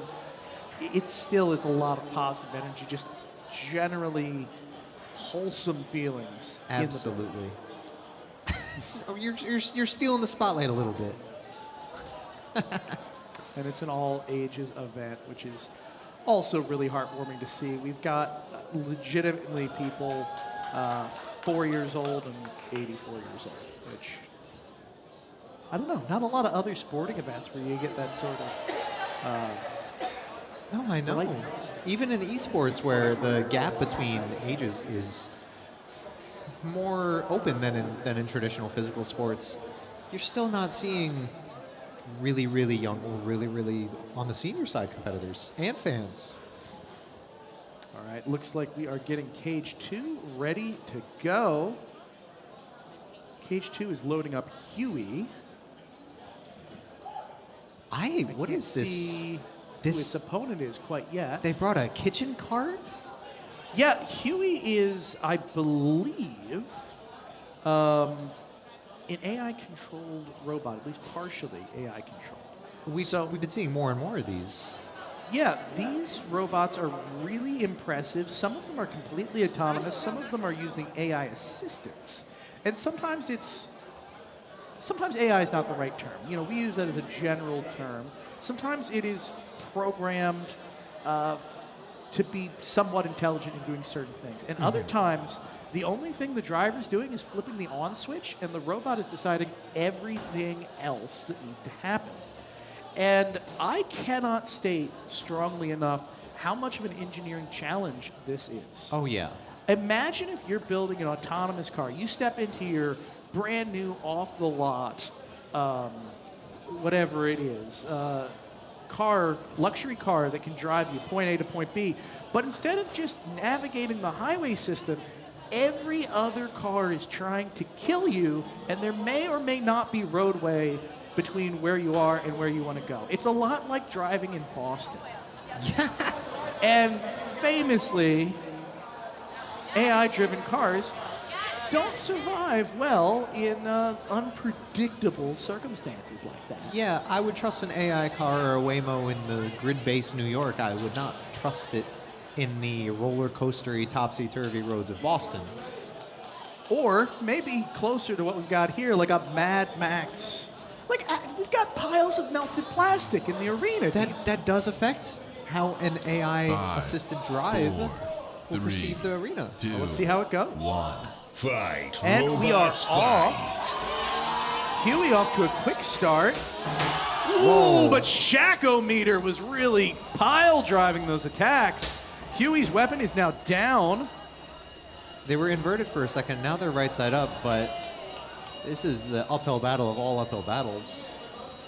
Yeah, I am reading Huey is fully autonomous, but it is struggling to move at all, although the weapon has revived itself. Let's go. Now, this is one of the hardest moments for an autonomous robot to figure out. Yeah, how does it crab walk into opponent? How can it deal with the damage that has been sustained and adapt on the fly? It looks like it's doing a weirdly good job of keeping its back to the wall while it crab walks. This is really interesting. This is something to be proud of, but I have no idea how this is going to turn out. I got to say, Shakamter really taking advantage, delivering some carefully timed but very effective hits. Yeah, they're doing a great job of taking their time and picking their battles. And but then Shakamter going topsy-turvy. That didn't go good for them. Can't take too many of those. Here's a good shot. No, and take a look. The bunny ear on the top of Shakamter bent over. Just a couple more of those hits, and it's over for the weapon. One of the uprights is gone, too. You can see it on the floor of the cage. Oh, is this going to be... No, here we go. I think each time this happens, Huey has to kind of reset, figure out what's going on, and come up with a new strategy.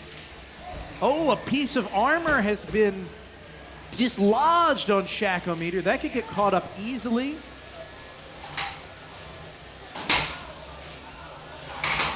Huey showing a lot of durability, but not able to attack consistently. Yeah, it's crab walking defensively very well, but not offensively. That AI training model might need some different weights. Oh, I see. What is that laying in the arena? Is that a circuit board, Dima? I wonder. No, that is just a green painted upright. It's one of the, in fact, it is the other little cat ear from the front of Shakamter. It's been torn off by Huey. Huey is moving just enough to avoid a count out right now. But Shakamter's not able to capitalize. They're really having a hard time connecting. I think they're just comfortable letting the fight go the distance because they trust that they win to the judges. Possibly. But you still got to show aggression. They do. If you have a functioning robot and your robot is capable of attacking an opponent and you choose not to do it, that can actually hurt you more than your opponent will be hurt by trying to attack you and failing because they're damaged. Mm-hmm. The intent and the effort that goes in to your strategy is something that the judges consider when they're giving their scores. Now, granted, I think Shakamter racked up enough damage, racked up enough attack, I should say damage, racked up a better condition at the end of the fight and showed better attack through the fight, and they probably will win this. But that's a bold move. You don't want to leave that on the table at the end of the fight. No, you don't. And there's tons of credit that we give to drivers for being careful and strategic in picking their shots, but can't be too careful. Now, I really love the design on Huey, even foregoing anything to do with the fact that it's fully autonomous once it's in the cage. I love the treaded cleat wheels. I love the undercutter blade. I love the colors they went with on the 3D print. It's just I love this bot. And it continues the strange tradition of robots being just given first names that seems so popular recently. It's cute. I mean, honestly, it's just endearing, and I've got nothing but good things to say.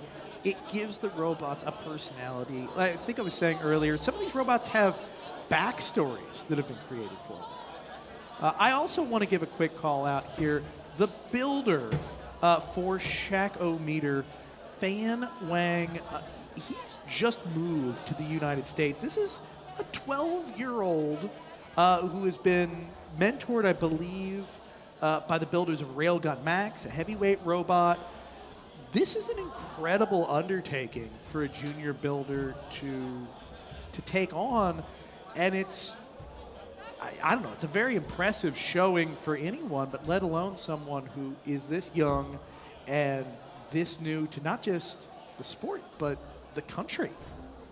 And if we're talking age, just to life, it shows a lot of ambition and resolve. When I started this sport, I had the mentorship of my brother.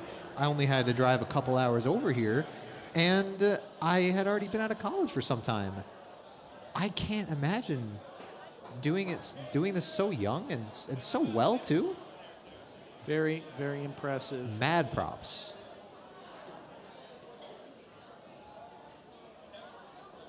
Looks like one of our young robot fighting fans is a little tired, so I'm not going to yell too loud, but hi to the folks on camera. Good afternoon, and I hope you are enjoying the NHRL in-person experience. For those of you just joining us, this is the NHRL Open May event. This is our 4th Open event of the year and our last Open event before our first Pro Tour event in just a couple of weeks. These are competitors who are shown up. It is an open competition for people wanting to work their way to the championship and secure an invite to the exclusive invite-only Pro Tour. So, we see every level of competitor here. It does certainly trend to the more experienced builders, but every now and then you see a wild design that you just didn't expect. A fight like we just had between a 12-year-old and a autonomous robot built by college students. Anything can and will happen here at the House of Havoc. Speaking of anything happening at the House of Havoc, we have another first name robot, Cole. Although this is not a random first name. This is a particular reference to the Ninjago franchise, which Alex Pick is the biggest fan I've ever met. Versus Colon 3, a WPI robot driven by Dawn, a friend of mine. Although I do not pronounce it Colon 3, I'm going to pronounce it as I read it in my head, which is... And I will be doing that throughout the fight. So just a quick heads up, when I meow into the mic, I am referring to the Colon 3 horizontal spinner in the cage. I fully support this. I will not be joining you, but I'm glad you're here, and thank you for your service, Dima. You're welcome. I am excited to see this one. You can see Cole is the hammer saw, but it has those baleen forks, we call them, on the front, like a wall of plastic that's stretchy 5, and hard to get 4, past. 3, 2, 1. Fight, robots, fight. Looks like Ram's blade is really sort of tech to deal with these baleen forks. But it is just knocking her away, sending her away as if they were metal. Well, the thing with these baleen forks is they work great until they don't. They are going to take damage every time they repel an opponent, and it can, ooh, that was a good shot. It's a great shot. So far, the Forks holding up very well. Being able to get a shot like that early in the match is critical. When you're a hammer saw, you usually don't want to send your blade into the weapon, but when the Colon 3 robot is not inverted, he can send it into the weapon assembly without worrying about the blade itself. Exactly. Cole is having a tough time getting sustained control of their opponent. They really need to be able to pin Colon 3 in place in order to deliver the hits. There we they go. Need. That is an example of that, using the house bot to their advantage. Nice. When rear is inverted, it has the ability to like go over with just enough reach above the baleen forks and try to tackle more of the robot. Here we go. The key here for Cole is being able to have these engagements without having Colon 3 go flying. So far, each time they bounce apart, and then, oh my goodness! Cole is having a terrible time righting itself. Those long baleen forks may have made the self-righting function inoperable. In 10, 9, He's called for an unstick. Yeah, but will it be enough? This is a hard situation to get unstuck from.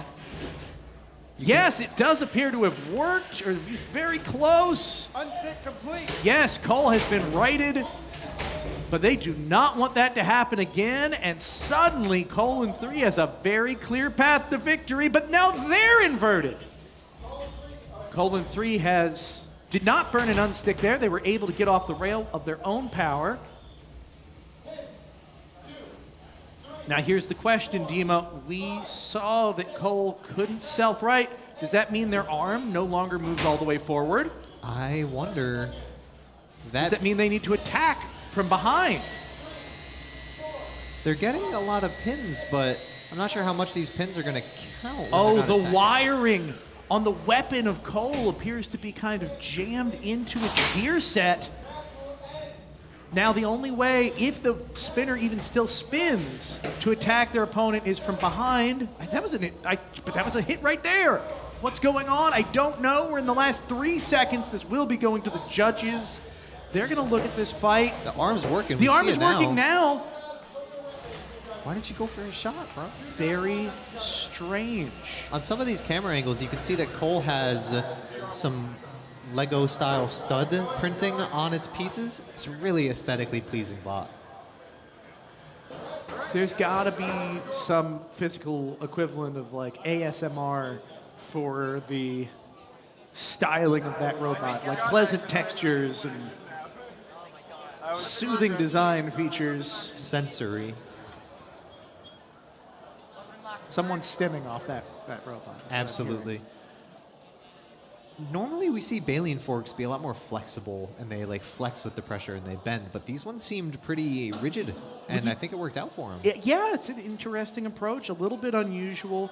We got to take a look sometimes and make sure that they're not too flexible, especially against a horizontal like this. If you go in and they're just, like broom whiskers, they're going to get sucked into your opponent and it's not going to pass the muster for our rules. You can't build something that you full well know is going to get tangled in your opponent.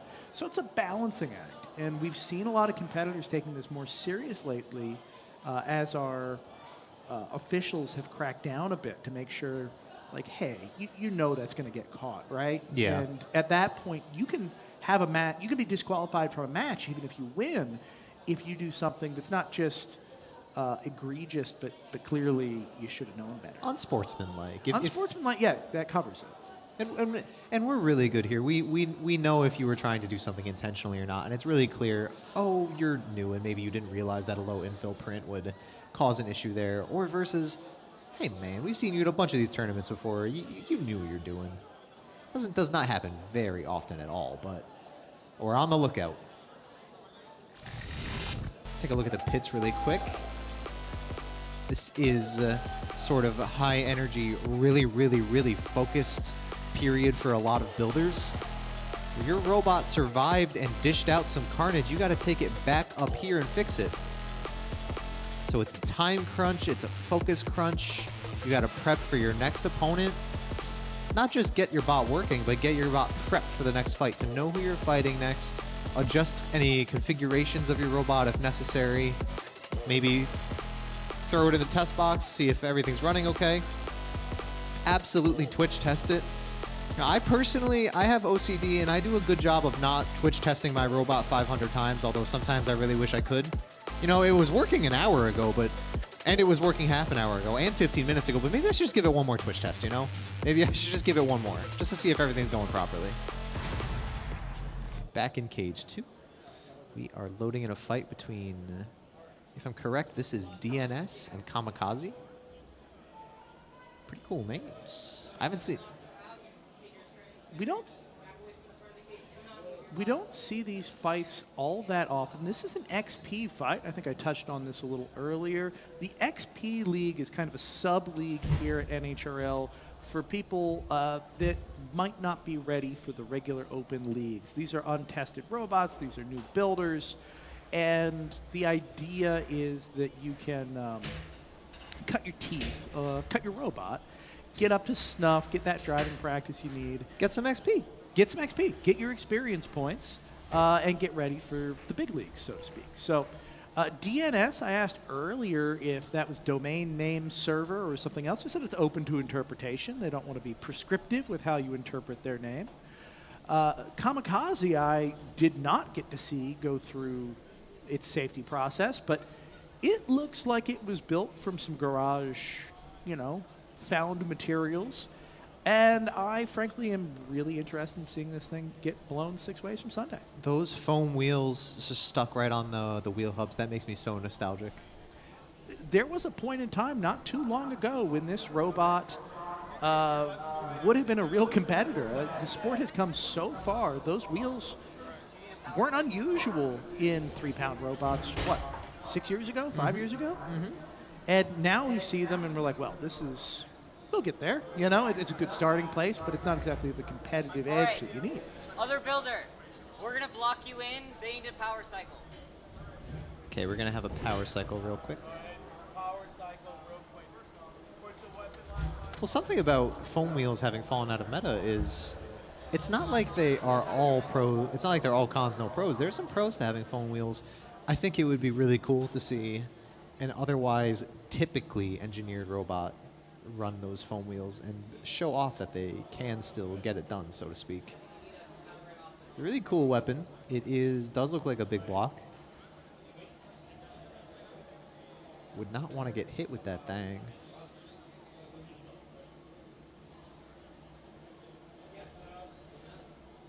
Sometimes a power cycle is all you need to get that XP and get your robot running in the cage. There's nothing quite like turning it off and turning it on again. We'll see if it was enough. I feel so stupid when I talk to IT at work and they're like, did you turn it off and turn it on again? And I'm like, no, I didn't. And then I do it. And then they're like, did it work? And I'm like, yeah, it worked.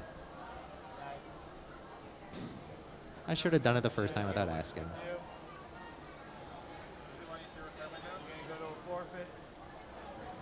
Sounds like we might be headed to a forfeit on this fight. Oh, man. You do need to be able to move and operate your weapon in order for a fight to start.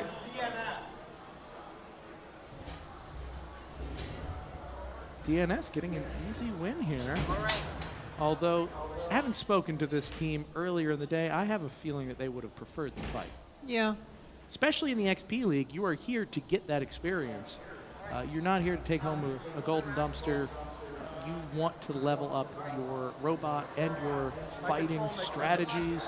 And the best way to do that, of course, is with an opponent who is also bringing it with the full intention of winning. So. Well, this is all a learning experience, and XP gives us more learning experience opportunities that we might not have if we didn't have XP fights aside as a sort of side event to the opens.